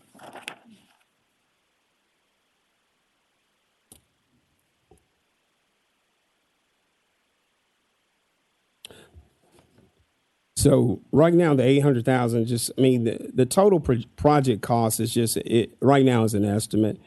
The total, at the total cost for the total build out is at best an estimate. We have to finish programming the rest of the operations, move in to the headquarters. No, I understand that. I understand it's an estimate. Yeah. But if you add up the figures, you're $800,000 short.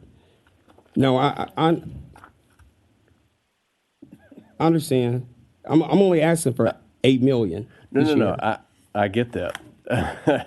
Total project. And I get what this is. That's just an estimate for the total projected costs. But for the out years of 24 and 25, and what we've spent, and we've given $8 million this year, there's got to be $800,000 somewhere that we have factored in there.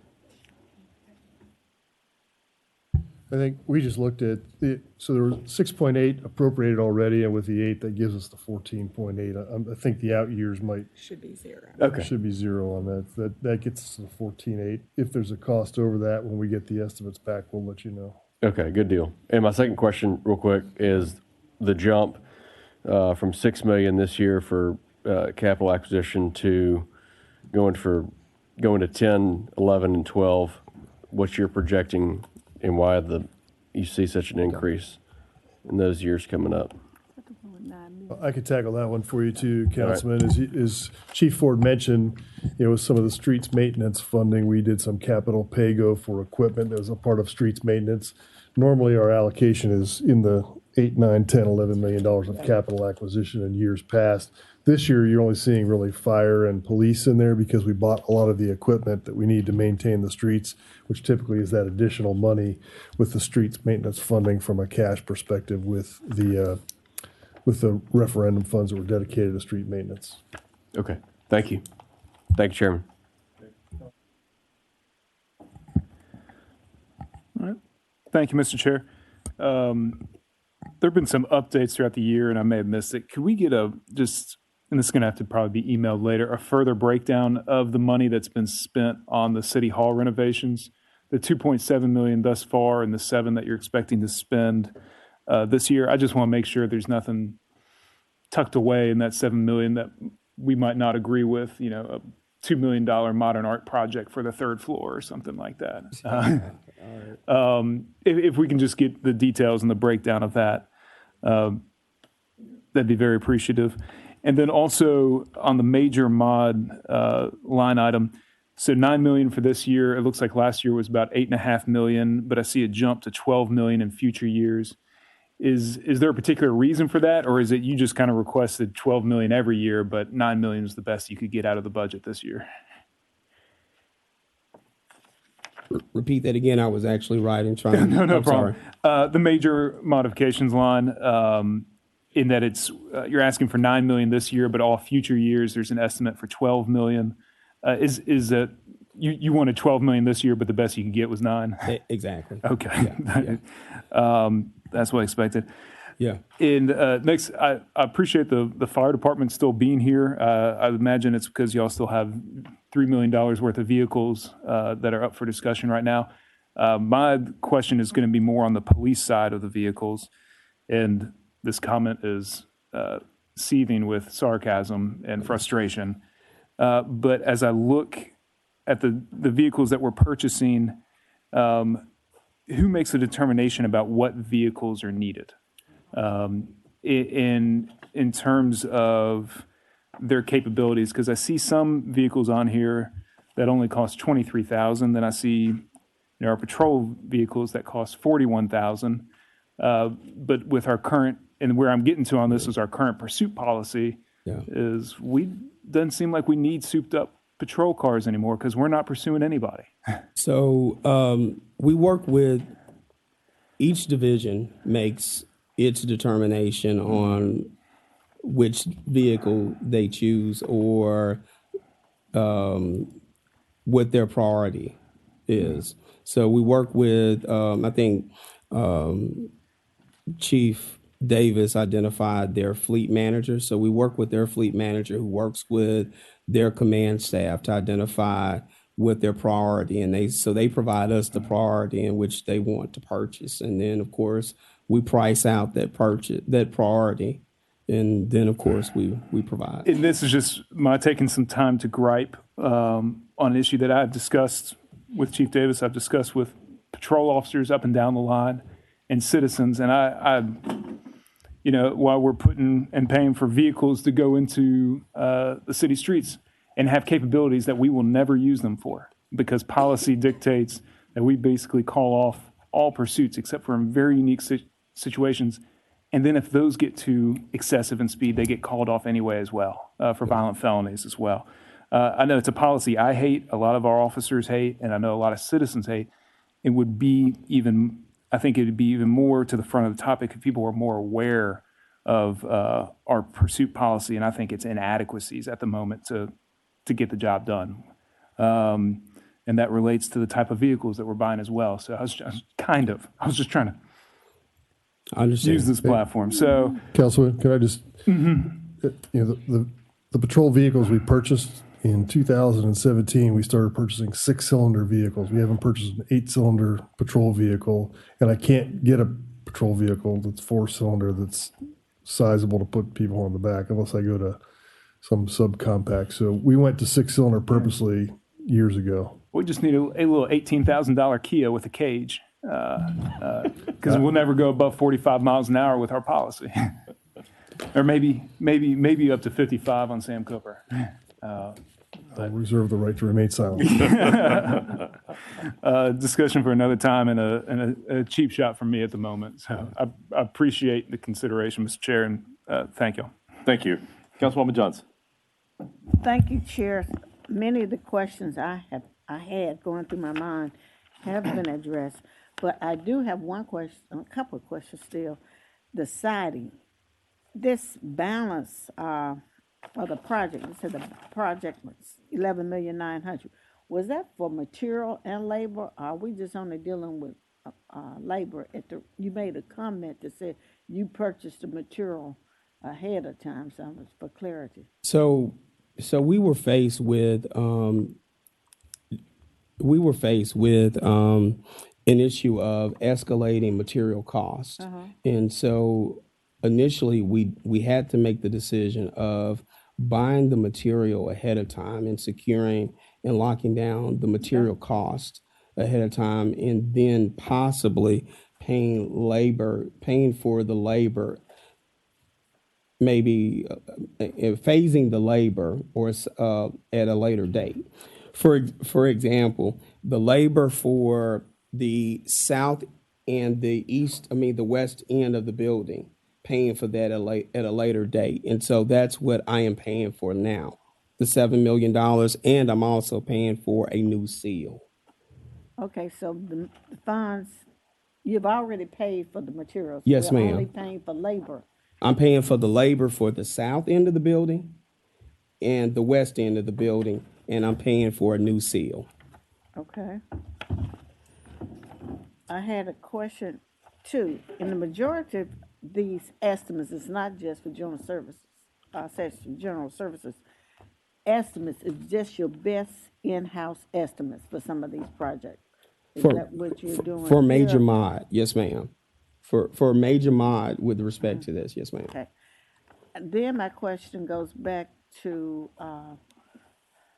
Morgan in regards to, is there ever an audit done on these automobiles as far as how many do you actually need, how long they last, how many will crash during the year, what happened to them? You know, is there ever an audit done like that? So when you ask for an audit, you're asking like the usefulness of the vehicle itself? Yeah, and right. I mean, I understand some people question the cost, but at the same time, have you seen any brand or vehicle that lasts a little bit longer than the other one? That's one issue. How many did you lose this past year? If you're a police department, I'm hoping the fire department doesn't have it as bad, but the police could lose more cars than other individuals. So, you know, I understand we need new vehicles, but back to who's making this determination, is there ever an audit done? And one other question, did we just buy a fire truck not too long ago? Okay. Yeah, so we'll take, I'm gonna take one question at a time. Okay, go. We buy fire trucks on an annual basis, but and I will say this much, there have been years in which we have not bought fire trucks, and we do have the fire apparatus that are extremely old. So our life cycle of our vehicles are extremely old. The one thing that we have to take in consideration as well is we put a lot of miles and a lot of usage on our vehicles. Okay. You know, notwithstanding with the average citizen or what we would like to think, we do put a lot of wear and tear on our vehicles. So we do need to replace, and we do not replace within that cycle. I mean, my question is, So, there an so, audit so, done? so, so with Just that, answer. with that, yes, we did. We did buy last year. We did buy a fire truck. Yeah, I remember, I Okay. thought that was Actually, expensive item. Not that we may not need it, I'm not saying, but I just want to make sure. Right. How many fire trucks do we need, how often, so the public can understand, we're about to spend $1.2 million on a fire truck. Explain to the public why we need it and Yes, ma'am. how often. I can tell you this, for last year at our FY22 capital acquisition, we had two fire engines at a cost of $1.5 million, two of the aerial ladder trucks at a cost of $1.1 million each. So we bought two last year. We had one crew cab, one ton truck, 4 EMS ambulances, one hybrid ambulance, a logistics class 4 truck. I'm not really sure what that is. It's $208,000. And then we had the facility infrastructure to accommodate the hybrid electric vehicles and the hybrid ambulances. And then we had one hydrant repair vehicle. So each year, our fleet managers work with the divisions to determine, sometimes we have instances where equipment has to be replaced. Like I think this past year, we had an ambulance that caught fire. I mean, obviously, that might not have been in our program cost. The second, or going back to your very first question about the audit, in March, which has just about to happen if it hasn't happened already, our accounting division, which covers all of the capital assets of the city, which is responsible for counting them, sends out inventory lists to each division. And each division is responsible for reporting back to us, yes, this vehicle is still in use. No, it's not. This was crashed. So some of that happens through the fleet maintenance through Director Adams, and then it's solidified through the information that's brought back to us in accounting for our annual report. So there is a list. Oh, She could talk about fire and the need. oh, thank you. Okay. All right, I was just curious about that. Yeah.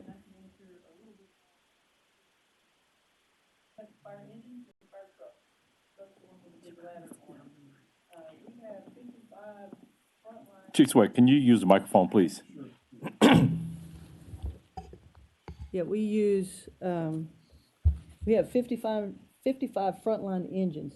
We follow the standard NFPA you heard me talk about with turnouts. They also have a standard for fire apparatus as far as so they can safely operate. And that's NFPA 1901 if anybody's interested in some sleeping material for tonight. And that recommendation is that the engines are on frontline for 15 years. Okay. And then they can go to reserve fleet for an additional 10 years. So you heard me, we currently have 55 frontline engines. 12 of those are older than 15 years old right now. On our aerial apparatus, we have 23 of those frontline apparatus, and 10 of the 23 are older than 15 years old as we speak. So we are behind on our replacement cycle. To actually replace them at the rate we need to purchase 3 engines and 1 truck every year. And our ambulance replacement cycle, it's a little shorter. Those last about 7 years because we're putting around 40,000 miles a year on each one of them and the wear and tear on them. So, and we currently have 6 out of our 37 of those are over 7 years old as we speak, but we do have some ordered, so we should be a little bit better on our ambulance cycle. So that we try to follow the standard because of Director Adams, the work that his folks do at the shop. We do get 10 years out.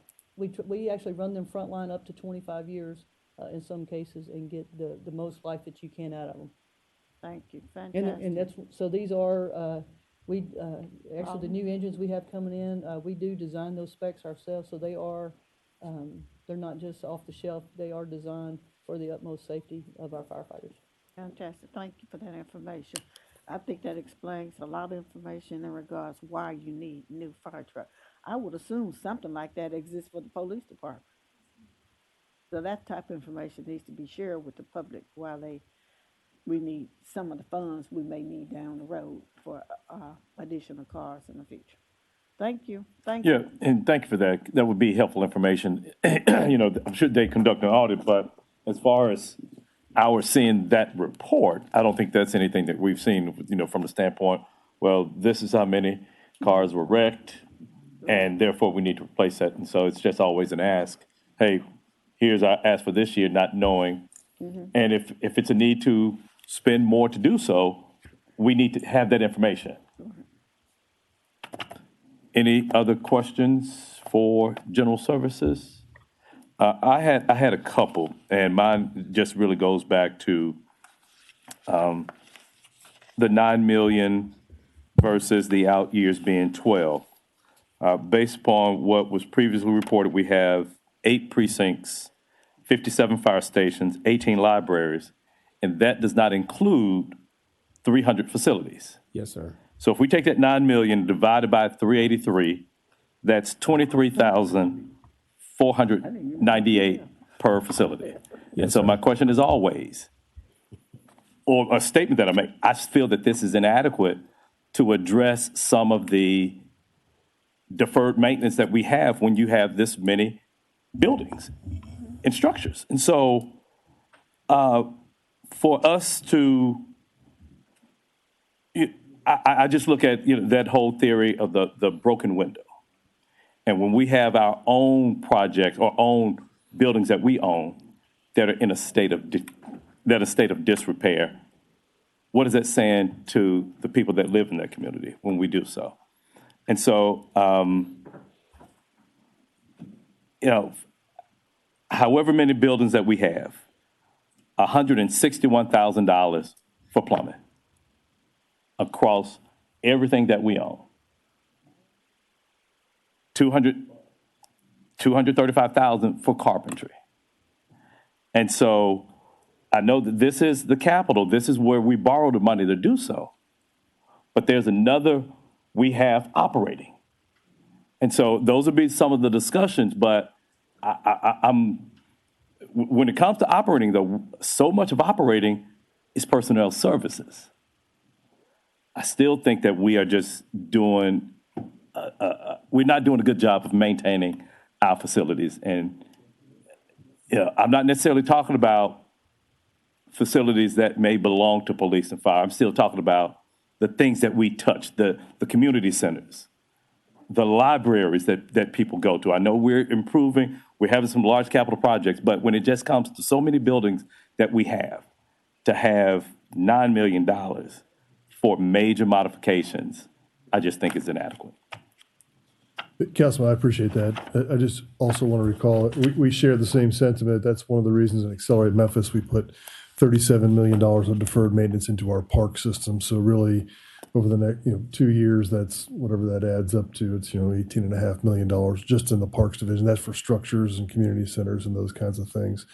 One of the other things you'll hear Director Walker talk about with the proposed allocation of the 2.6, as we have done in the past, we know that there are particular things that are aggravating in community centers and libraries that council members you get complaints about. We'd like to be able to remedy those quickly. So I'm really counting in that 2.6 to help us this year as well with some of those things. It may be equipment that you'd like, those kinds of things, but we understand that's one of the reasons we did Accelerate Memphis, to begin reinvesting in some of those areas. And quite frankly, I want to harken back to what Chief Ford said. We are working really hard with Accelerate Memphis and some of those projects as a bridge to get to that debt cliff, and which is now 2026, which we can almost see on the horizon here, where we have a lot more capital pay go to begin spending on things. So I appreciate the comment, because we certainly agree that we could be spending more on deferred maintenance, and that's what we've got underway right now with Accelerate Memphis. Any other questions for general services? Seeing none, may I have a motion, please? Second. Okay, has been moved and seconded. All those in favor of approving the capital improvement budget for general services, please signify by saying aye. Aye. Any opposed? The ayes have it. Thank you. Colleagues, we are scheduled for a break. Let's start back at 5:55. Gives us about 8 minutes. Oh,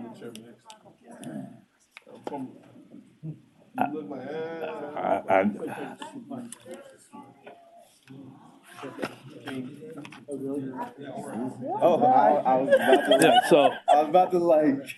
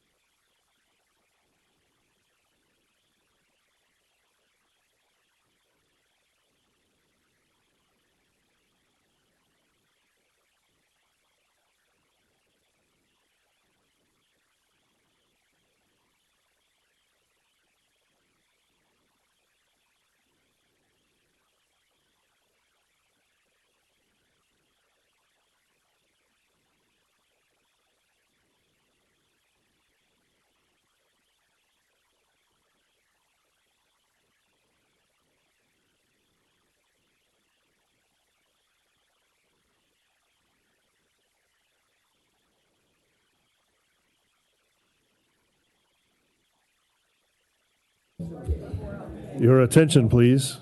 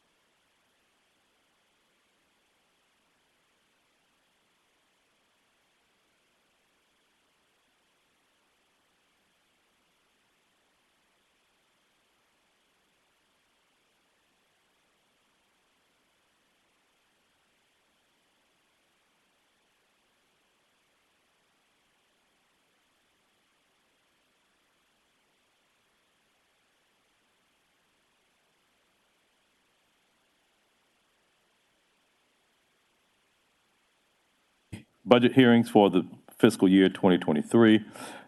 Colleagues, it's the will of the body. The King of Ghana is in town, and I know that we were all invited to that, but we have this obligation to do too. So I'm hopeful that we can sort of breeze through the remainder of the presentations to get out of here to do that. But also, I want to take the time too. Ms. Johnson reminded me, yesterday we lost a legend here in the city of Memphis when Mr. Bobby O.J. passed away. And so just wanted to take a moment of silence to recognize him and give thoughts and prayers to his family.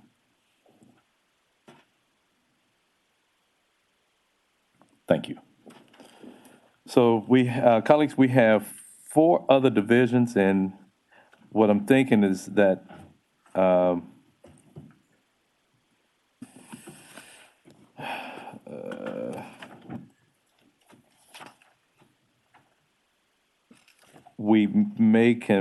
tomorrow we're slated to get out at 5, where we were going to 7.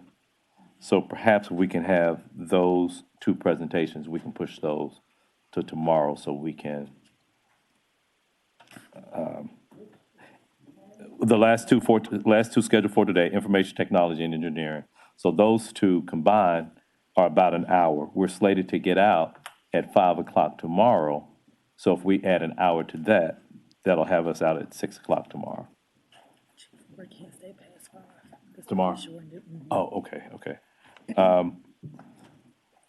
Any motion?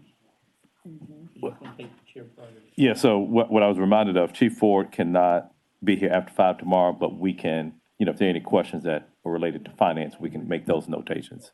Okay, well, Ms. McGowan will be here. Yeah. Okay. So we'll just, I don't think we need a motion for that. If it's just the will of the body, we'll just reschedule.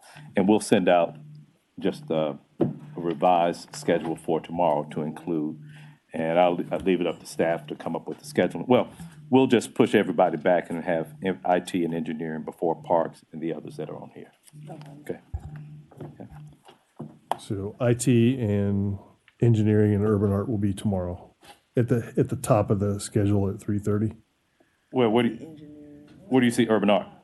Well, urban art is part of the engineering. Oh, okay. Yeah. Well, yes. So let them know to be here at 3:30 tomorrow, Mr. Chairman. Yes. Okay. Yes. Wendy. Okay. All right. Thank you. Okay. So we will start back up with HCD and Director Cash. Good evening and welcome. Yes. And the floor is yours. Thank you so much. Good evening. Thank you, Councilman and Chair. We have Ashley Cash, Director, Housing and Community Development. We have 2 projects that we are requesting CIP funds for. Chief McGowan, if you can go to the next, click it twice. Our total request today is $2.5 million. So the first request is $2 million to complete the city's commitment to Choice Neighborhood South City grant in partnership with Memphis Housing Authority. We've got leadership from MHA here today. If there are any questions, and of course, to support this request, We are in the process of phase 4. Construction is underway for South City. We've completed phase 1, 2, and 3. That is about 374 units that have been completed. We have, from those, about 34% of the residents who have moved into those facilities are former Foot Homes residents. And so we're really excited about that. And we know the case management and people team continue to work with former residents to, one, encourage and support them in moving back into the community.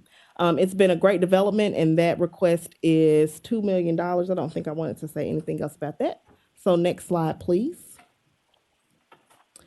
And what I will say about Foot Park is if you drive or walk around the area, it's a huge transformation. It's beautiful. Sorry, Chief. Thank you. I'm going off script a little bit. Really beautiful, really nice homes, a diverse mix of housing types, and there are market rate units, but also affordable and subsidized units. But it's a great improvement. You can see the picture on the top left is former. And what you see around is the current and an indoor picture of a beautiful kitchen. So really proud of that project and thankful for the city support over the last couple of years. And then Chief, if you go to the next slide, I believe our next request is for another exciting project. It is Edgeview at Legends Park. So it's on Poplar across from the Lebaner Family Rehab Center. Am I saying that right? And it's adjacent to Legends Park community. This will be senior housing, a 99-unit affordable housing mix. There'll be 7% of the units will be set aside for veterans. We know that veterans housing is a huge problem in our city and the country. And so 7% will be for veterans housing. And then all the units will be for seniors ages 62 and older. 100% of the units will have project-based vouchers, meaning people will pay at most 30% of their income for rent. We've got also our partners here, MHA and their development partner, Penrose, in the room today. MHA has over 1,800 seniors on their housing voucher list. So senior housing is a huge need. There aren't enough units, and so we're excited about this project. The request is just $500,000. We're filling that last gap. And they recently received, I think, their THDA award. So really excited to make this project come to fruition and bring additional senior housing into our community. That is our, I'm sorry? $232,000 a unit for that? Well, I'll tell you what, let's finish her presentation and we can have questions. Thank you. I appreciate that, Chair. So that is our request, $2.5 million for this development and also the Choice Neighborhood development. With that, Chair, that is the end of the presentation. And if there are any other questions, I'm happy to respond to those. Okay. Councilman Warren. Motion to approve? Yeah. Okay. So motion has been made, but we are going to entertain questions before we go. I just have one quick question on just the cost. Yes. So, $23 million, I think, was the total number. It's 99 units. I was just curious how it's at $232,000 a unit. Sure. I would ask if Dexter, if y'all are able to respond to that question. Sir, if you could come up and introduce yourself for the record, please.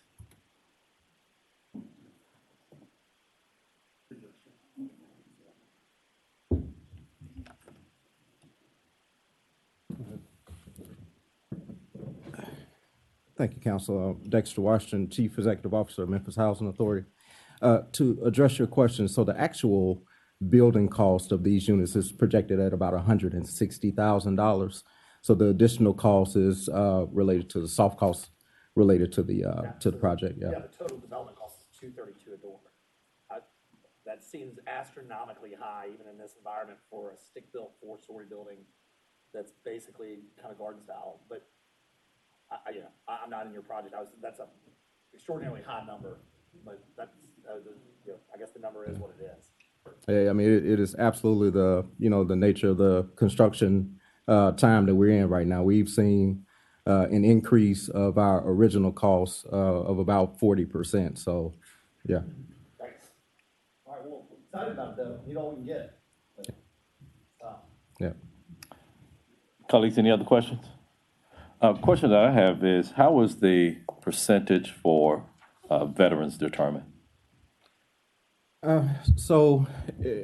Originally, what we wanted to do was include about 7 veteran housing units in the building plan, and the original building plan was 131 units. So, because of cost increases and because we had to also reduce the site size, the footprint of the building, it was originally 4.77 acres. We had to reduce it down to 3.82.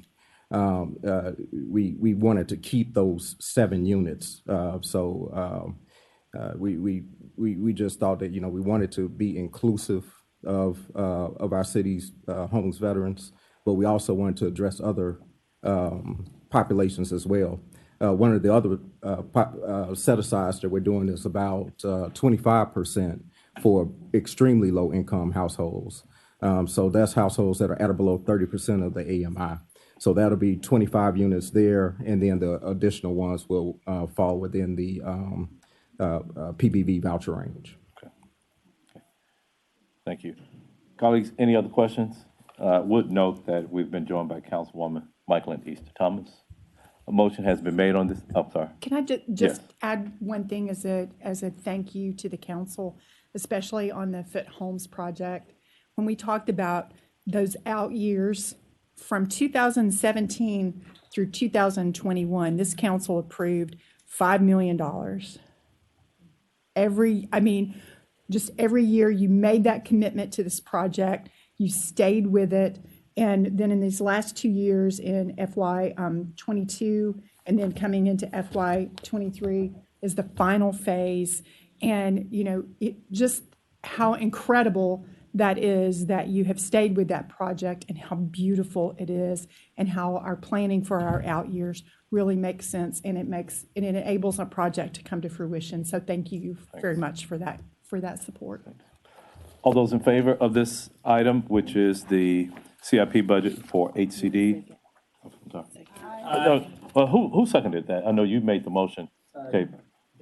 Okay. Warren and Johnson. Any opposed? That item passes. Thank you. Yes. So next we will have the Convention Center. This is how we would choose who's on impasse. Oh. But we'll do it after this. Fashion week, steamroll these next few. The King's waiting. We only have 2. Yeah, we'll be done after.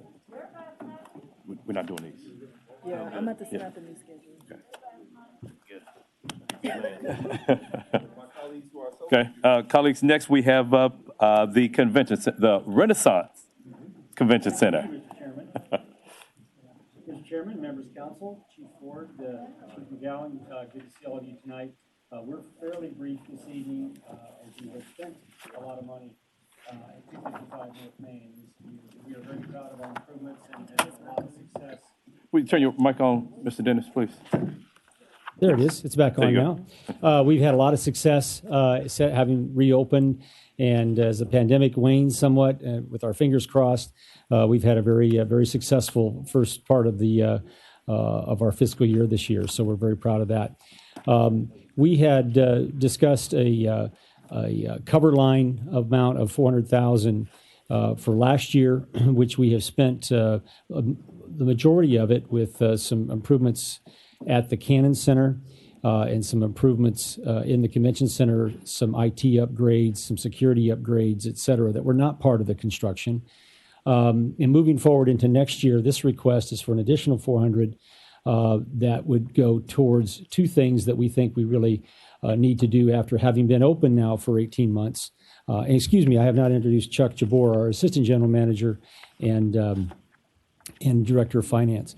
We have to make some additional acoustic upgrades in the exhibit hall that we just find that the sound is not where we want it to be. And so we have the need to improve that. And then secondly is the air handling unit. Air handler number 9 in our building was not part of the renovation. And it's a 30-year-old unit that has to be replaced. And so those are two items, again, that were not part of the construction and things that we'll need to replace on a go-forward plan. So we have a lot of items that were not completed and that will continue to be on the list. But these two things, in terms of this $400,000 request, are things that we definitely will need to do moving forward. Okay, motion has been made and seconded for this approval of $400,000 for the convention center. Colleagues, any questions? I do have one, Mr. Dennis. There was, I think that maybe the first large convention that we had may have been the Alpha Kappa Alpha sorority. We received calls about an elevator. Was it an elevator or an escalator that was inoperable during that time? It was an escalator. Okay. And one of the patrons had got their dress caught in the escalator. Okay. And there's no incident, there was no issue, but it did take it out of service. Okay. And so we had to get it back on. So it was out for probably about 30 minutes that morning. But 30 minutes is long enough to start getting phone calls. Yeah, okay. Okay. So for sure. Thank you. Again, and then our other, just to mention elevators real quick, Councilman Warren had worked with us and you all as well, Chairman, on money for the escalator or elevators at the Cannon Center and as part of the ARPA funds. And that project is underway. We've spent $50,000 on the design and it's in process. Okay, great. All those in favor of the convention center allocation under the CIP budget, please signify by saying aye. Aye. Any opposed? That item passes. Next, we will have Meta.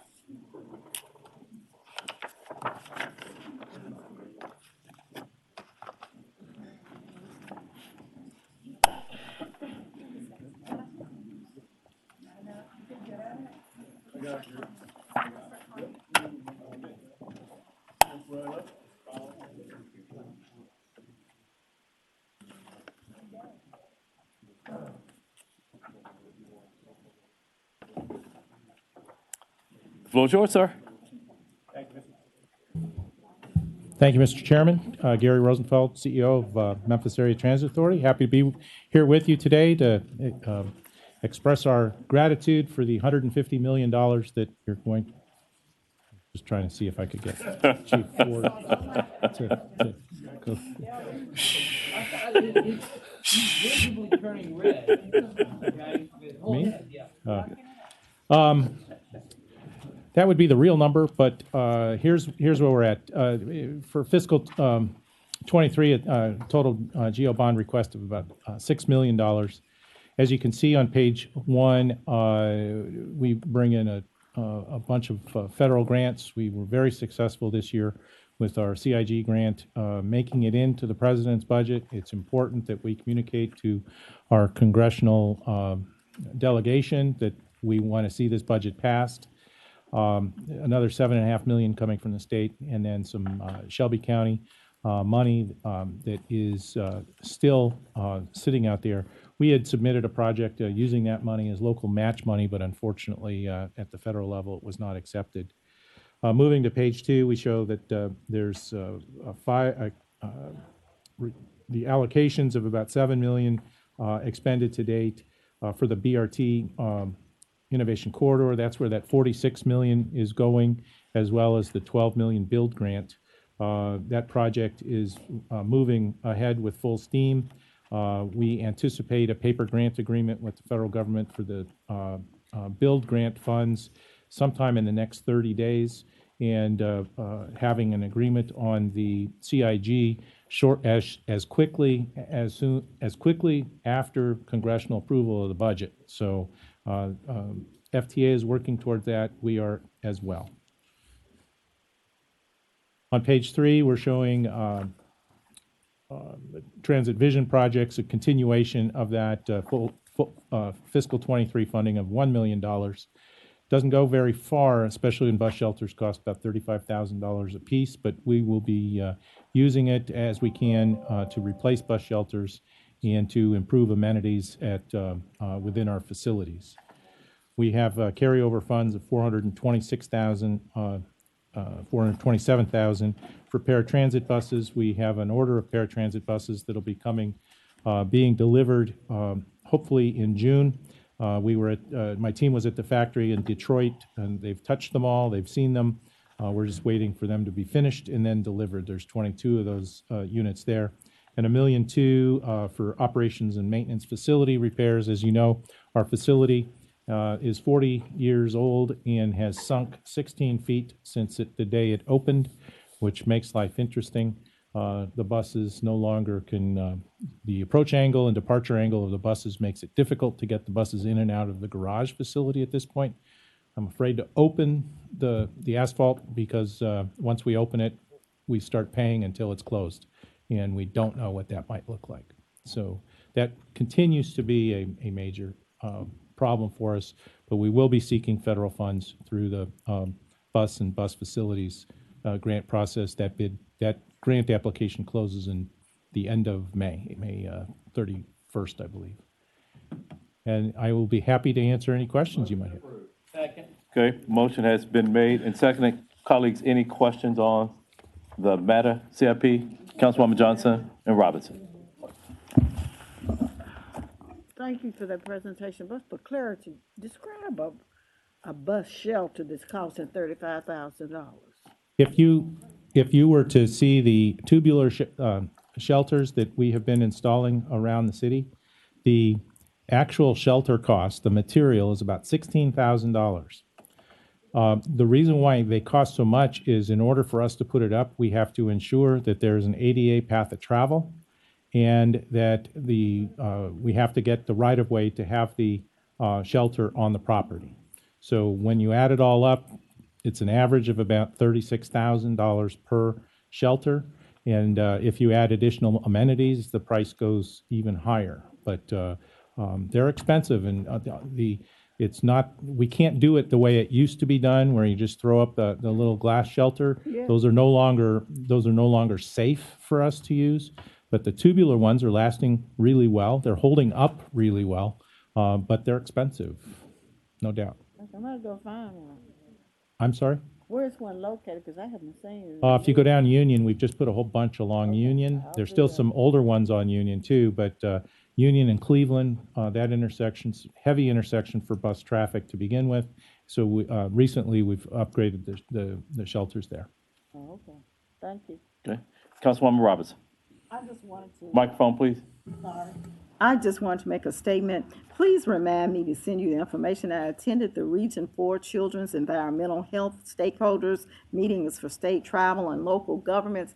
And one gentleman spoke today and said they have $5 billion they need to spend, and we want to spend it for transportation for children in Memphis. Please remind me to send you that information. Yes, ma'am. I'm sure there's an email waiting for you already. Okay. $5 billion. $5 billion. Yeah, there's from federal government. now. That sounds very exciting, and I'm excited about it. But the thing that we have to remember is that all of these grant programs come with local match requirements, and local match dollars are running thin because I'm sure all of my colleagues that have been before you today and the ones that will be before you tomorrow, we're all going after the same federal funds. So I don't envy Chief Ford in her role in trying to manage what's available from a local perspective, but it's all out there. Now, in our last discussions with FTA, we have asked them to please review their rules, because what they want today is that you have to demonstrate committed funds for your local match dollars. We're asking them to ask for the commitment at the time of an award rather than at the time of submission. That should, at least that'll relieve the issue for a little bit of it, but it's a big issue nationwide for cities and agencies that are funded the way we are. Great. Councilwoman Logan. Thank you, Chair. And thank you for the presentation. The question is on the shelters. Now, these are the shelters that matter. You may have mentioned it and I missed it. What about the shelters that were owned by the other advertising agents, company? the advertising companies?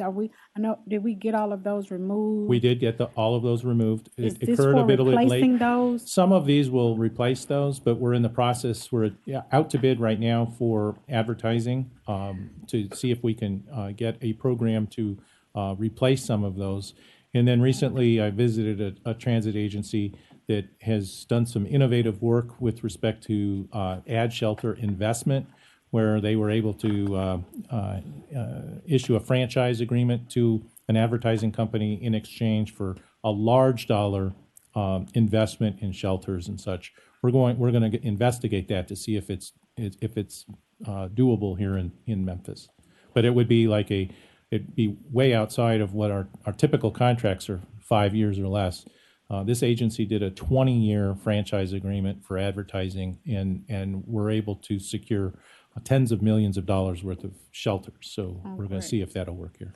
Now, some of those that were removed, they left the bench, and now the bench has become like for graffiti.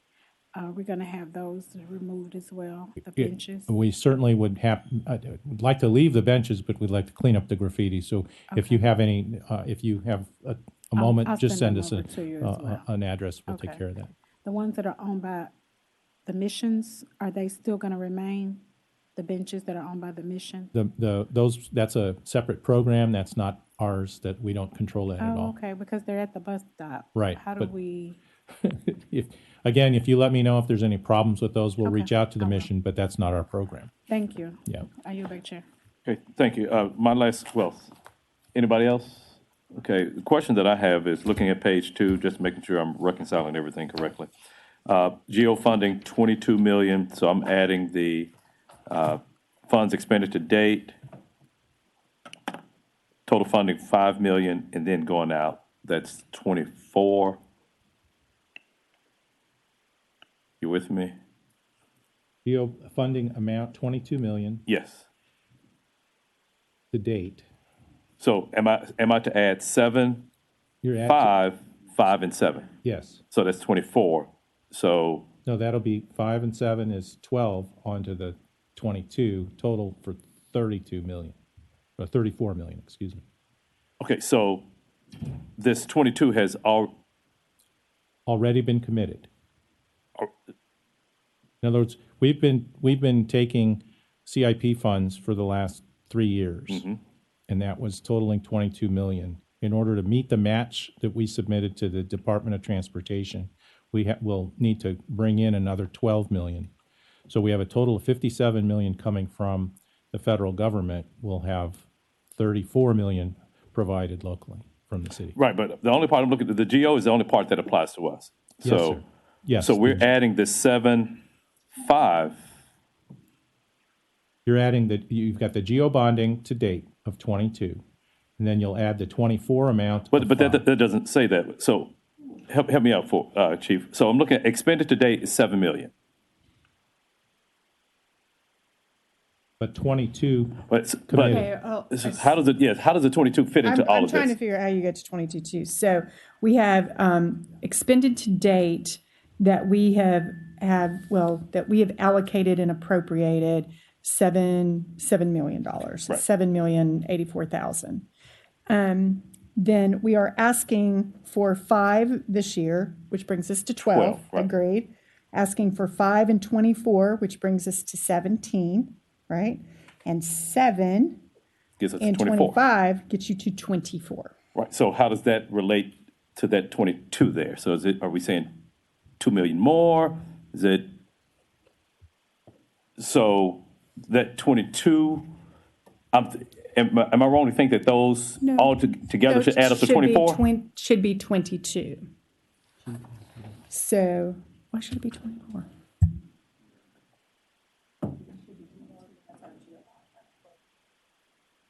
So I think in your out year 25 should be 5 million, not 7 million. Gotcha. Okay. Yes. Okay. If that's the explanation, unless there's something else, that satisfies my question.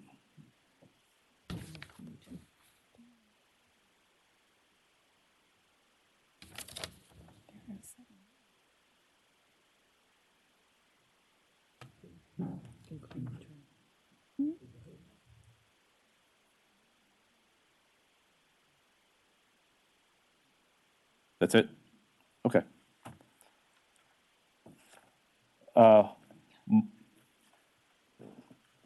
Okay. So we had a motion, second. All those in favor of this, please signify by saying aye. Aye. Any opposed? That item is approved.